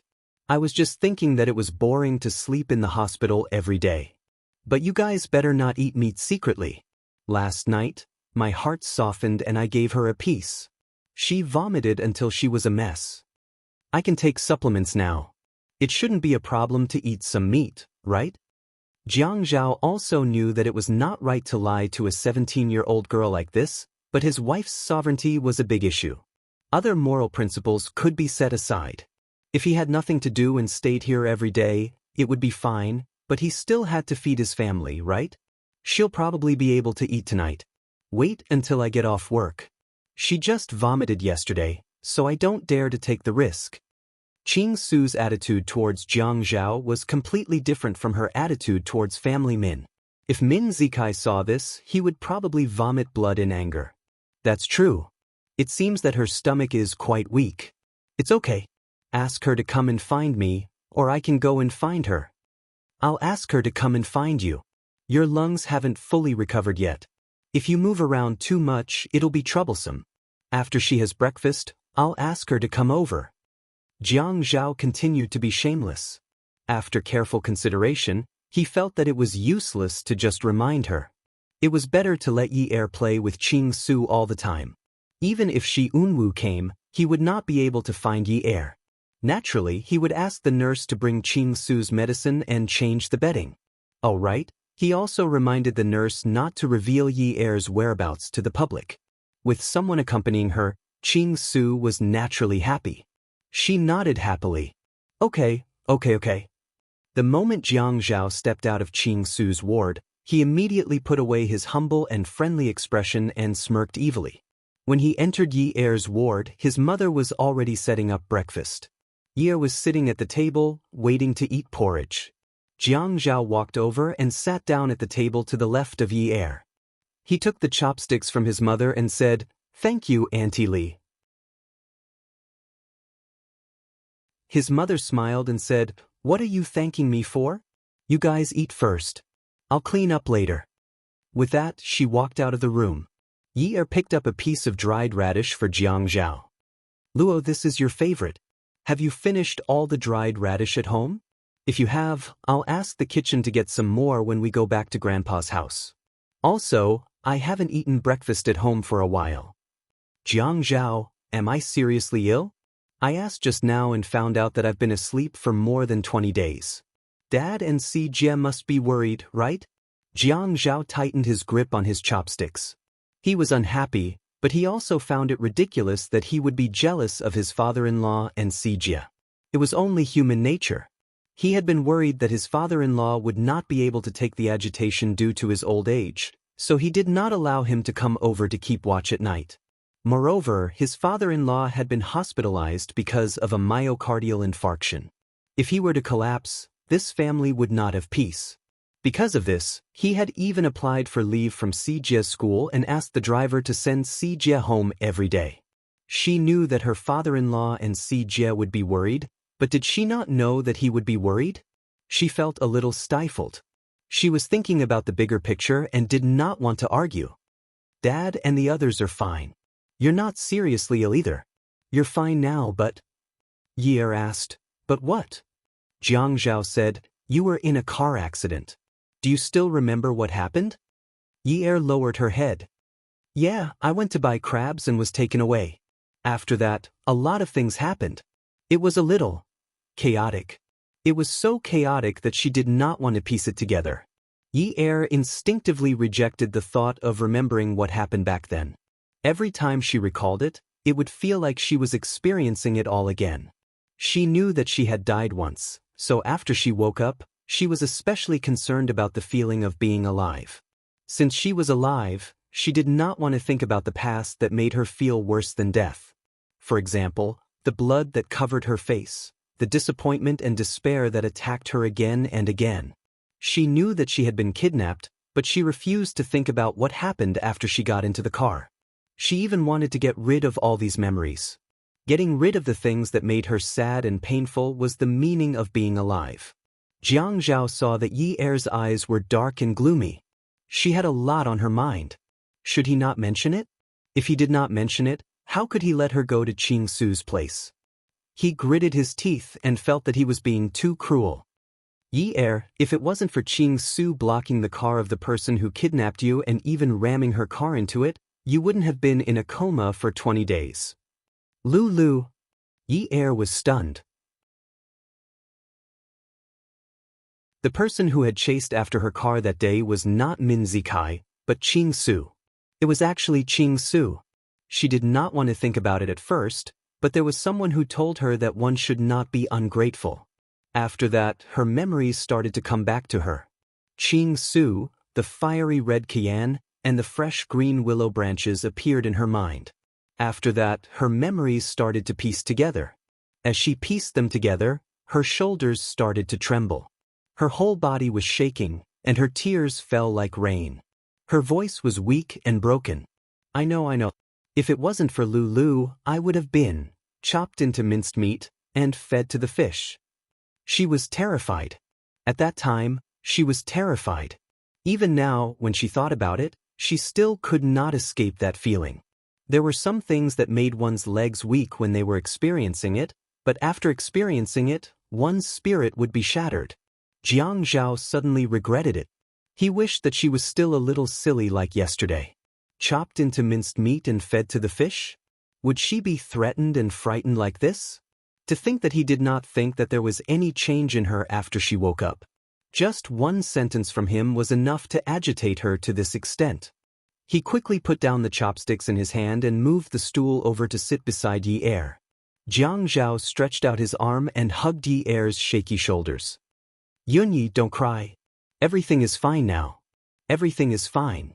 Where's Lulu? Yi-er felt even more upset. She thought to herself that since she woke up yesterday, she had been so heartless that she did not ask about the person who saved her because she refused to remember anything.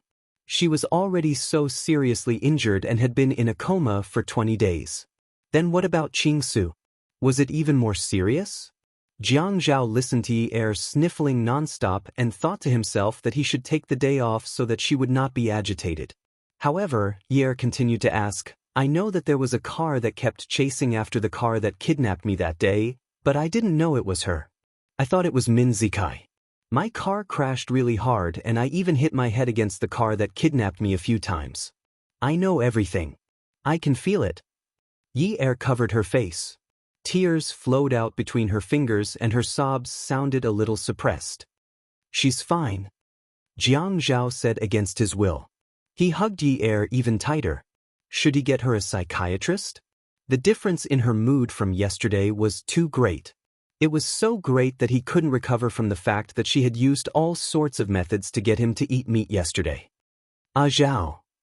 Yi-er reached out to cover her face and hugged Jiang Zhao. She sank into his embrace. Don't lie to me. When I was in the car, I heard that man curse a few times. F***ck, do you want to die? There's no way she'll get better. Ah Zhao, tell me. Yi-er started to suspect that there was something she didn't want to recall. Ah Zhao? It sounded so natural to call her that. It sounded so heartfelt. Hadn't she been using him all this time? Hadn't she been trying to please him against her will? Songshu 566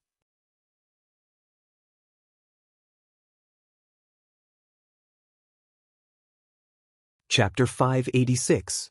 Jiang Zhao hesitated again and again. If he didn't tell her, she would definitely be upset. Qing Su was an optimistic girl, as though nothing was a big deal to her.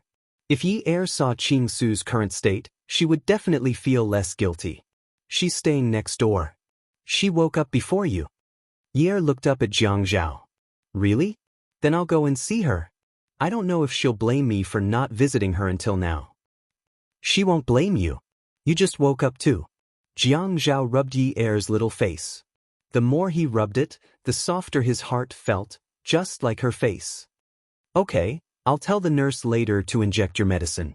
You can play with Qing Su until I get off work. She's bored too, so I went over to see her playing Plants vs. Zombies. I'll bring 2 computers over later, and you can play games together. Sure. Since I can't be discharged, it's good to have company. Lu and I have quite a lot of fun. Jiang Zhao sighed. After the 2 of them finished eating, Jiang Zhao arranged for Yi Er to be sent to the room next door. He even told the nurses not to reveal his wife's whereabouts to the public. Qing Su was indeed a very optimistic girl. When Yi Er asked her how she was, she laughed and said, what do you mean by how I'm doing? I'm already fine. Didn't I just hit my chest on the steering wheel and a rib pierced my lung? It's already been pulled out. I think I'll be able to be discharged in a few days. When Yi Er heard this, she was so agitated that her face turned pale. What? A rib pierced her lung? How weak was the lung? She actually laughed and said, Lu. Yi Er sat on the bed with the bedding changed. Her computer was placed on the table beside the bed. She had just turned it on when the music started playing. However, her voice was not as smooth as the background music of the computer, and it was trembling. Lu, you actually suffered such a serious injury? Yi Er could not continue playing the game. She was only unconscious and scared, but Qing Su's ribs were broken and her lungs were injured. Jiang Zhao lied to her that Qing Su was fine, and Qing Su herself said she was fine. When Qing Su saw Yi Er biting her lip and about to cry, she spat in her heart. Didn't Jiang Zhao tell Yi Er? Did she say too much? Good heavens. How did you become like this? You're always crying. I can't stand you. Did you become a resentful woman after you got married? Is that why you pee all the time? What horse pee? Yi Er was still feeling sad when he realized that the person he was sad about was looking down on him. Horse pee? She was shedding tears. Qing Su was a girl who had been swindling and cheating with her mother since she was young. Although she had stayed in the Min family for a few years, she still spoke some rascally words. Lu was stunned. She wanted to laugh out loud, but she was afraid that it would hurt her lungs, so she could only chuckle. Don't you know that if you cry too much, it will become urine? And it's horse pee. It's really big. Do you know about horses? It's really big. Yi Er was touched, sad, upset, and guilty.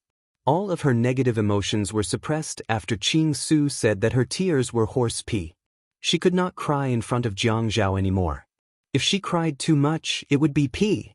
Qing Su sat on her bed. Just like Yi Er, the computer that Jiang Zhao brought over was placed on the table in front of her. She raised her head and glanced at Yi Er's computer. Come on, let's play 2 rounds. Let's play. Is a game from Tencent, League of Legends Ha. Ouyang Yan was sitting in Jiang Zhao's office. Jiang Zhao was handling official business. Ouyang Yan was sitting on the sofa in the reception area, quietly reading the newspaper. She seemed to be very patient, but from time to time, she would raise her wrist to look at her watch, revealing her mood. Jiang Zhao approved the documents and pressed the secretary line once. Lu Qing, come in. Get someone to send the documents to the 7th floor. He hung up the phone and opened another file. It was as if Ouyang Yan was not even sitting in the office. Ouyang Yan did not mind, but she would occasionally knock on the coffee cup to make a little noise. She wanted to attract Jiang Zhao's attention, but she did not want him to think that she was the one who spoke first. Jiang Zhao lowered his head. His eyes moved quickly through the opened file. He spun the pen in his hand quickly, swapping the position of the tip of the pen and the end of the pen. The end of the pen stopped at the key point in his eyes. He tapped it again and again, as if he was thinking about something. Ouyang Yen could not help but sigh. Jiang Zhao's voice was heard. Yun Yun, don't you have to go to work today? Ouyang Yen was delighted. She looked up and saw that Jiang Zhao was still buried in the file. She bit her lip, stood up, and sat opposite him. After all, he was the one who spoke first. It would be better to find a suitable position to talk. I applied for leave. Applied for leave? The Shin Hospital is very open-minded. You allow people to apply for leave so easily? Jiang Zhao asked 2 questions, but he did not raise his head to look at Ouyang Yen. Ouyang Yen had always been dressed plainly. Because of her good condition, she was like a lotus from clear water, a natural carving. There was no need for her to chase after fashion. It was precisely because her beauty was natural and refined that her expression and actions had always been like that of a fairy. It was even more so in front of Jiang Zhao. She wanted to be angry, but she forcefully suppressed her anger. I want to talk to you about something. Go ahead. Jiang Zhao said lightly. Do you hate me here? Ouyang Yen exhaled and said this gently. Jiang Zhao looked up and smiled. You actually came here to talk to me about this. The next time I see your Dean Shen, I have to have a good talk with him about the attendance of civil servants. This won't do. He can't mess around with the party building. Last time, he wanted to find trouble with me. Looks like I can take revenge. Ouyang Yen was a little angry at the beginning, but now she was furious. Jiang Zhao clearly knew that Shen Kai had pursued her in university. Now, he actually mentioned this person without any ill feelings. She had always been arrogant. She bit her lips and did not voice out her dissatisfaction. At least, she felt that now was not the time. I'm here to talk to you about Yun Hongwei. I think you should do something about it. Jiang Zhao put down his pen, leaned back, and smiled. Because several of Yun Hongwei's cases are related to your family Ouyang, right? During the tsunami, almost all of the pineapples were bought out and later sold to a mahogany furniture manufacturer at a high price. But the loan was approved by your uncle? Also, Yun Hongwei's case in 2003 was obviously going to blow up, but it was suppressed by the provincial TV station's station head through his connections. And for the station head to be promoted, your father contributed a lot. Jiang Zhao, you actually know about it. Ouyang Yan's face changed. You know about it, but you only care about me now. Beauty novel, Song Shu 566.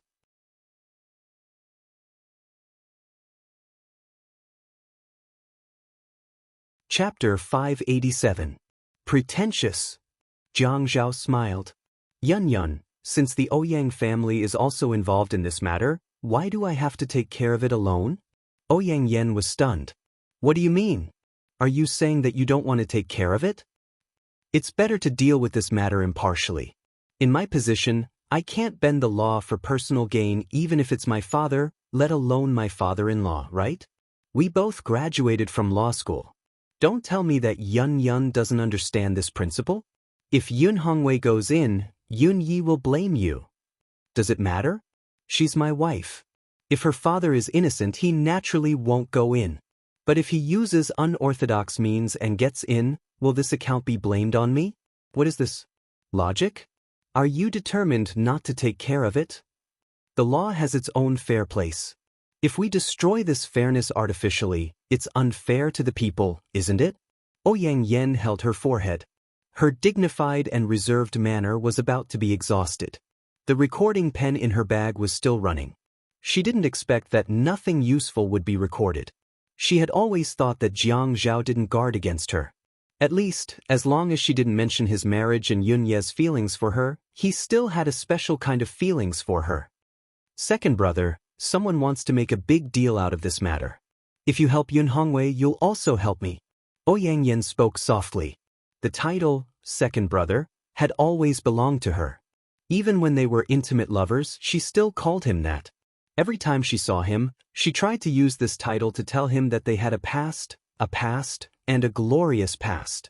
Jiang Zhao glanced at the electronic sensor under the table and shook his head. Yun Yun, the innocent will be cleared of this matter. No one can help each other. Go back early. After Ouyang Yen left for a while, Jiang Zhao remained silent. How serious was the situation? That was why the Ouyang Yen tried to record some of his words to threaten him. Who was the one causing trouble recently? He did not know if he would still be in the mood to return to Jiang District to hold the wedding banquet. Jiang Zhao had called Yun Hongwei last night to tell him that Yi Er had woken up. Yun Hongwei had originally planned to visit Yi Er early in the morning. Later, Jiang Zhao called and said that Yi Er was staying in the ward next door today. He would call him when he went over. She received a call from Yun Hongwei, saying that they had arrived at the hospital. Yesterday, she forgot to ask about the ward next door. Jiang Zhao said that it was on the right side. When Yun Hongwei found Yi Er, there were 3 people in the room: Yi Er, Qing Su, and Unwu. Yi Er felt that she had lost 2 rounds to Qing Su. The main reason was that she had slept a little longer than Qing Su and her brain had not been trained. Unwu saw that Yi Er was a little unconvinced. In front of Qing Su, he did not speak to Yi Er in a doting tone. Instead, he spoke in a light tone like a friend. Then wait until your brain is better before playing. Qing Su shook her head proudly. Unwu, why don't we play a few rounds? How about that? Sure, but I'm not skilled. You have to give in to me. Qing Su burst into laughter. Aren't you embarrassed? As a man, you should ask a woman to give in to you. How dare you say that? Aren't you embarrassed? Unwu glanced at Yi Er and shrugged at Qing Su, who was smiling. What's the matter? You guys are so fierce, so I can't be fierce. Besides, I've never played before. If you don't give in to me, even if you win, you won't have any face. Yunwa's words were indeed useful to the 17-year-old Qing Su. Fine, let's play. I'll give in to you. Go and create a team. When Unwu was playing the game, Yi Er was very close to him. She thought that she could guide him, but she did not expect a man to be so sensitive to games. Perhaps it was not that Unwu did not know how to play? Yun Hongwei knocked on the door and heard the girl inside shout impatiently, "Come in." When he entered the door, he saw that the 3 of them were engrossed in the game. Unwu and Yi Er sat on the same bed. The table was not big, so the 2 of them were quite close. Yi Er was engrossed in the game and was already kneeling beside Unwu. She bent her elbow and did not mind supporting herself on Yunwa's shoulder. This way, she was much higher than Yunwa's head. Unwu, why are you so good? Are you trying to avenge me? Yunwa's mouse and keyboard worked well together. Feeling the beauty relying on him, he was in an exceptionally good mood. He did not mean to step back into her life. It was Jiang Zhao who did not know how to take care of her. It was she who suddenly became close to him, as if they had never left Wutong Street. He really wanted to hurry to the beginning of the summer and get a bicycle. He would ride the bicycle while she would sit behind. They would go and drink tea that cost 10 yuan and could be refilled endlessly. Unwu. Yes, I'll take revenge for you. No one can touch you. Unwu himself did not notice it. When he said this, he was clearly smiling. Qing Su and Yun Hongwei, who had just entered, were shocked by the domineering tone in his words. Yi Er did not notice anything strange. She had known Unwu for too long. He could transform from a fallen painter to a rich young master. What else could he not say? Yun Hongwei saw Yi Er leaning on a man's shoulder without any taboo. He coughed. Yi Er looked up. When she saw Yun Hongwei, she chuckled. Dad, why are you here? I thought it was a nurse. Unwu could not stop now. Yi Er wanted him to win, but out of courtesy, he had to greet Yun Hongwei. He quickly looked up and smiled warmly. Hello, Uncle Yun. When Yun Hongwei saw Yunwa's warm and clean smile, he suddenly felt that he was overthinking things. But why was Yi Er treating him like this? It was just like 20 days ago at home. Didn't she know how much Dad missed her? If it weren't for the fact that she needed to rest after she woke up, he would have come over last night. He was also afraid that Jiang Zhao would say that he was worried for nothing. In fact, he was very afraid of putting pressure on Jiang Zhao. Yi Er, come over here. It's not good to bully Unwu like this. It's okay, Uncle Yun. Yi Er just wants to have a good time. She's lost too many times. She's pinned her hopes on me. She's just hoping that I can win 1 round. She's not bullying me. Unwu naturally did not want Yi Er to leave him just because of a few words from Yun Hongwei.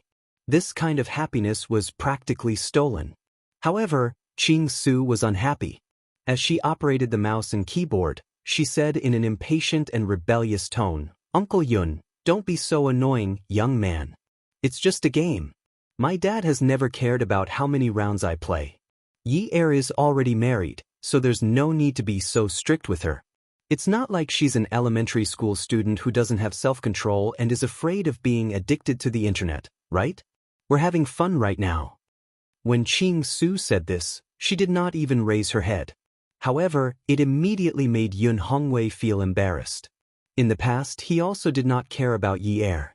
Young people should have some fun. However, Yi Er was married, and the person she married was not an ordinary man. It was Jiang Zhao, a man with a political background. How could she put her arm around another male friend's shoulder like this? "Yi Er, are you feeling better? Do you feel uncomfortable anywhere?" Yun Hongwei had never been able to get angry, especially towards his children. When he said this, he had already walked to Yi Er's side. He took her hand and squeezed it in the palm of his hand. In the past, he was also there during the day. Other than accompanying Si Jie at home during the weekend, he would also hold her hand like this. However, now her hand was clearly much warmer. Without the cold liquid, it was indeed much better. Yi Er knelt a little straighter. She turned around and hugged Yun Hongwei's neck. "Dad, I'm much better. Don't worry. Don't keep thinking about me all the time. Didn't I just sleep for a few days?" In Yi Er's own consciousness, she did not sleep for long. It was just that something happened before she went to sleep. When she woke up, her husband was by her side. The next day, her father came over. Unwoo felt the pressure on his shoulders suddenly disappear. His heart suddenly felt empty, and all his thoughts were gone. Yun Hongwei saw Yi Er hugging him, so he quickly carried Yi Er up to prevent her from continuing to get close to Unwoo. Yi Er's hearty laughter filled the room. Ching Su turned her head and happened to see the warm interaction between the father and daughter. Her eyebrows suddenly straightened and darkened. The layout and decoration of the house were the same as Yi Er's ward. Yun Hongwei carried Yi Er to the table by the window and asked her some trivial things. Yi Er told Yun Hongwei about the meat incident yesterday. Yi Er was very regretful that Unwoo did not bring her meat today. He brought her a vegetarian chicken. Vegetarian chicken was clearly tofu, but he insisted on calling it vegetarian chicken. However, Yunwoo's clear eyes told her that this was his first time buying takeout. He did not know that vegetarian chicken was tofu and not a real chicken. In fact, Unwoo had been conflicted about this matter for a long time. A patient who had just started eating could not eat meat. At least, he had to wait until tonight. However, he did not want to disappoint Yi Er, so he told a white lie. Ching Su was completely attracted by the interaction between Yi Er and Yun Hongwei. Yi Er's smile told everyone that she was happy. The game could not continue. Whether it was Ching Su or Unwoo, both of them seemed to have reached a tacit agreement to stop the war and withdraw. Unwoo was a likable boy, especially when he took off his suit and put on casual clothes. He was clean, elegant, and beautiful. As long as he was willing to smile at you, he could definitely buy you over. Ching Su felt that with Unwoo and Yi Er here, it was much livelier. However, Yun Hongwei was an elder. If he was her father, it would be fine. However, he was Yi Er's father. If she treated Yun Hongwei like how she treated Min Hongxing, Yi Er would definitely think that she was uneducated. In fact, she knew everything. In the end, she asked the nurse for 2 sets of poker cards and suggested that the 4 of them play double Q. Unwoo said that they would draw lots and he would deal the cards. In the end, he and Yi Er were opponents, while Yun Hongwei and Ching Su were opponents. As it was too boring to stay in the hospital, they also suggested gambling. Although the stakes were not very high, it could still arouse people's enthusiasm. Unwoo was always able to control the tides and not let anyone feel bored because they kept losing. Jiang Zhao rushed to the hospital after work. After knocking on the door and entering the room, he saw Yi Er holding a poker card and angrily reaching out to hit Unwoo. This kind of play was too intimate. Add Shinwoo 799.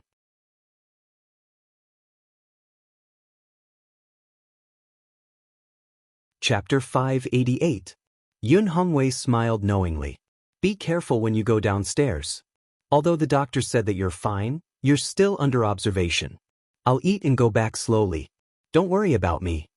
Yi Er took out the gloves and scarf that Jiang Zhao had prepared for her from the wardrobe. Okay, Dad, call me when you get home.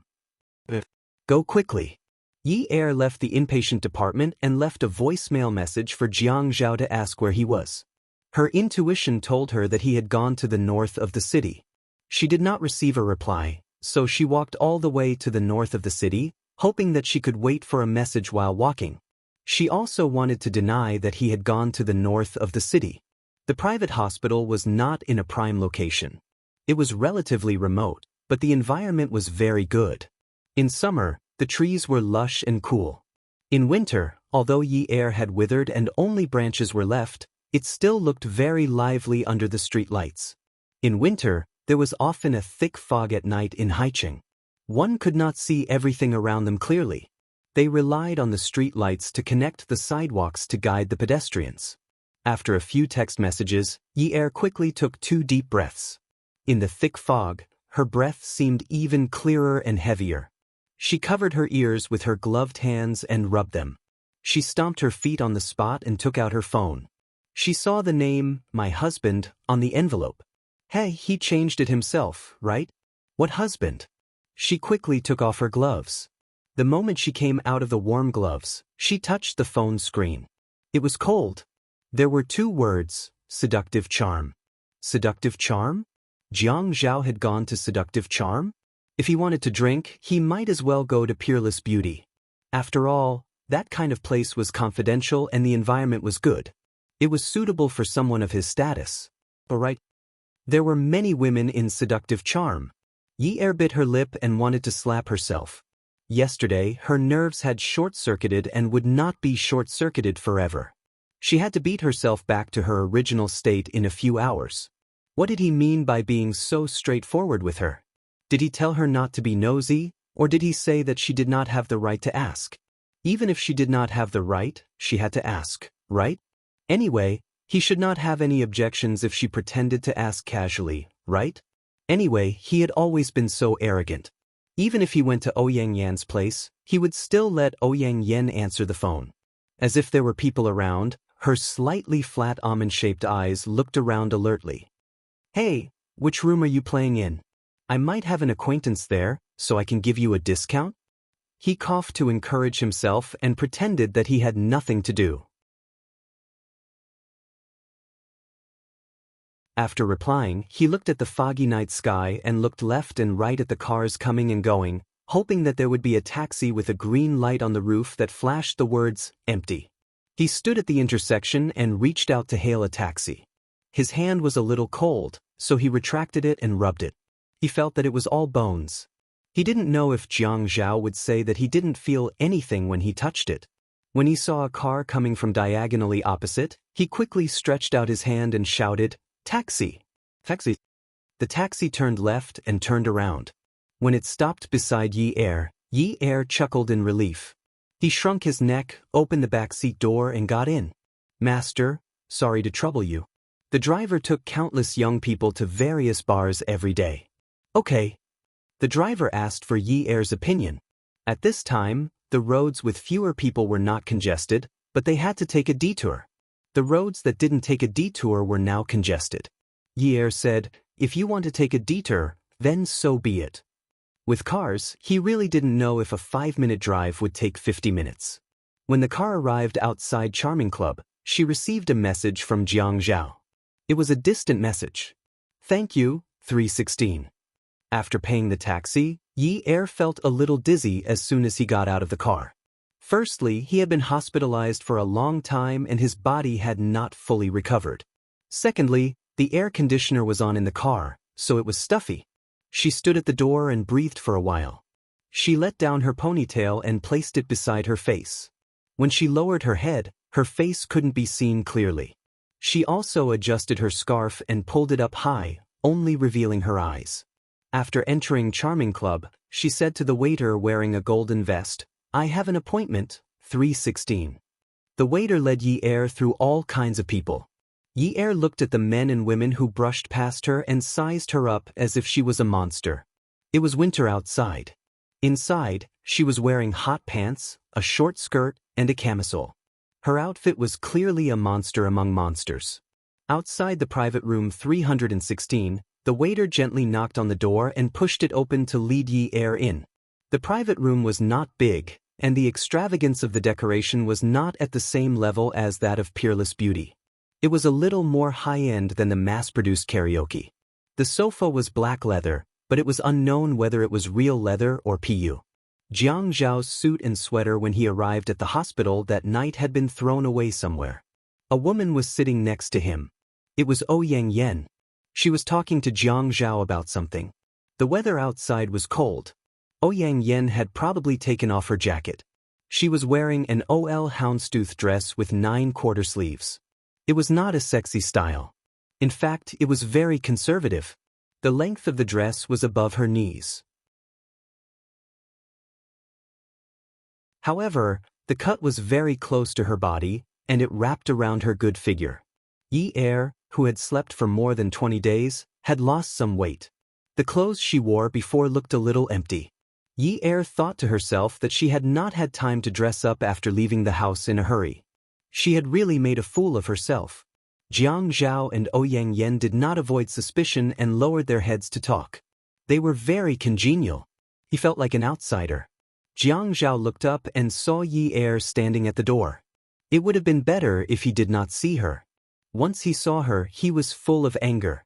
He did not even want to see her for a few days. He did not expect her to come. It was just that she asked and he just answered. She even said that he was looking for someone to give him a discount? Who cared? He did not expect her to come looking for him. He was a little happy. But if she really came, he could not be nice to her. He said to Ouyang Yen, "Let's stop here today. Come to my office tomorrow." Ouyang Yen naturally noticed Yi Er. She caught the flames of anger in Jiang Zhao's eyes. She caught the woman standing at the door clenching her fists tightly but not daring to come forward. She caught a series of her lack of confidence. She was caught off guard and gently kissed Jiang Zhao's face. She laughed softly. "It's just a kiss. Your wife won't be jealous, right?" When Jiang Zhao instinctively wanted to avoid it, he caught a glimpse of Yi Er suddenly and deliberately turned her head away. She did not even look in his direction. She wanted to pretend that she did not see anything. He let Ouyang Yen kiss him lightly on his cheek. When Yi Er turned around and thought about the interaction between her and Shi Unwu, she also gave him a kiss on the cheek. Then she held Ouyang Yan's arm in a gentlemanly manner and smiled. "I'll send you off." Ouyang Yen was overjoyed and could not calm down. She smiled shyly. "Okay." She ignored Yi Er and walked to a corner of the private room. She took Jiang Zhao's coat and sweater from the wooden clothes rack.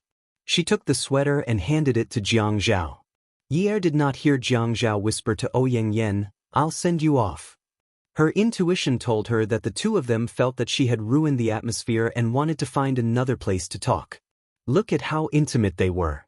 They even kissed in front of her. Luckily, she had always been immune to it. Anyway, a kiss was not a big deal. At most, she would find an opportunity to kiss them back. She would just take it that Jiang Zhao was bitten by a stray dog. Yi Er saw Ouyang Yan's action of taking Jiang Zhao's coat and thought carefully. Something was wrong. If she continued to stand there, it would not be appropriate for her to act like a wife. Hence, she raised her head and puffed out her chest. Jiang Zhao's sweater to work was a cowl collar. Yi Er was taller than Ouyang Yen. She took the sweater from Jiang Zhao's hand and put it on Jiang Zhao's head. Jiang Zhao and Ouyang Yen were both stunned. Jiang Zhao thought to himself, "What is she doing? Why is she still looking for him? Isn't she eager for him to leave? She came looking for him after he left? She even helped him put on his clothes? Who cares?" Yi Er adjusted Jiang Zhao's collar so that it looked more melon. She then pulled the hem of his shirt and said gently, "Hubby, I know someone at Seductive Charm. I'll give her a call later and ask her to give us a discount. The money we save can be used to pay for the utility bills. Although we don't lack that money, there's a lot of accumulated water. My dad said that we have to be careful with our spending in a marriage. I don't think we should be disdainful of household expenses like the utility bills. Jiang Zhao almost burst out laughing, but Yi Er didn't find it funny. Laugh? What's there to laugh about? You can't even cry. She didn't even look at Ouyang Yen. She just thought that there was a table beside her and her husband's clothes were on that table. She was just familiar with the position of the table and casually took it. Take it? Forget it, she couldn't take it. There was double-sided tape on the table. She could only pull hard and pull her husband's suit off the table with double-sided tape. She pinched her shoulders and shook them gently. She chanted in her heart, "Shake off the moldy air, shake off the seductive air, shake off the coquettish air, shake off the Ouyang Yen." Then she unfolded the collar of the suit and let Jiang Zhao put his hands into the sleeves of the suit. Jiang Zhao's mind was still thinking about those things. After he left, how long did Shi Unwu stay? It shouldn't have been long. It wasn't too late now. The important thing was what happened during the day. Other than playing cards? What else did they play? Look at how intimate the two of them were. It was as if they grew up naked together. They didn't even think about their own identities. Jiang Zhao's arms refused to unfold. He refused to cooperate with Yi Er's solicitude. He glared at her and said, "Yun Er, what are you doing here? Are you crazy?" Yi Er's originally bright and guilty smile crumbled under Jiang Zhao's cold interrogative tone. She was so embarrassed that she couldn't laugh. It was still okay in the past. Jiang Zhao didn't throw a tantrum in front of the Ouyang Yen. Her position as the official wife was still intact. Now, the master was giving the official wife a hard time in front of the concubine. Wouldn't the concubine become arrogant? Wouldn't she ride on top of her head? As expected, Ouyang Yan's extremely gentle smile was exceptionally vicious in Yi Er's eyes. She smiled and said, "Second brother, Yi Er is worried about you. She's probably afraid that you'll drink too much outside and affect your health. We didn't drink much today. We're just chatting. Why don't you explain to Yi Er?" Jiang Zhao sneered in his heart. Forget it.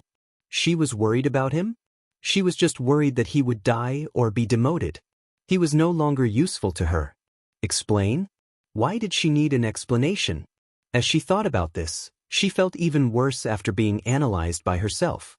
It was fine if she didn't think about it. The more she thought about it, the more she cared. How did she live when she didn't care about him in the past? She had already forgotten that feeling. She missed it too much. Yi Er also knew that Ouyang Yan's seemingly gentle exterior was burning with determination to fight with her. However, Ouyang Yan was a much more experienced woman. She said good things in front of Jiang Zhao to show her grace and magnanimity. Ouyang Yan had told her this before, so it wasn't strange. She was just experiencing it now. Attention, Shinwu 799. You're tuning in to the Passion Pages YouTube channel. We're so grateful for your support, and don't forget to subscribe to join us on this incredible journey through captivating stories. Your generosity through donations truly makes a world of difference, as it's the primary source of revenue that allows me to expand and enhance this channel for you. Thank you from the bottom of my heart for being a part of this adventure.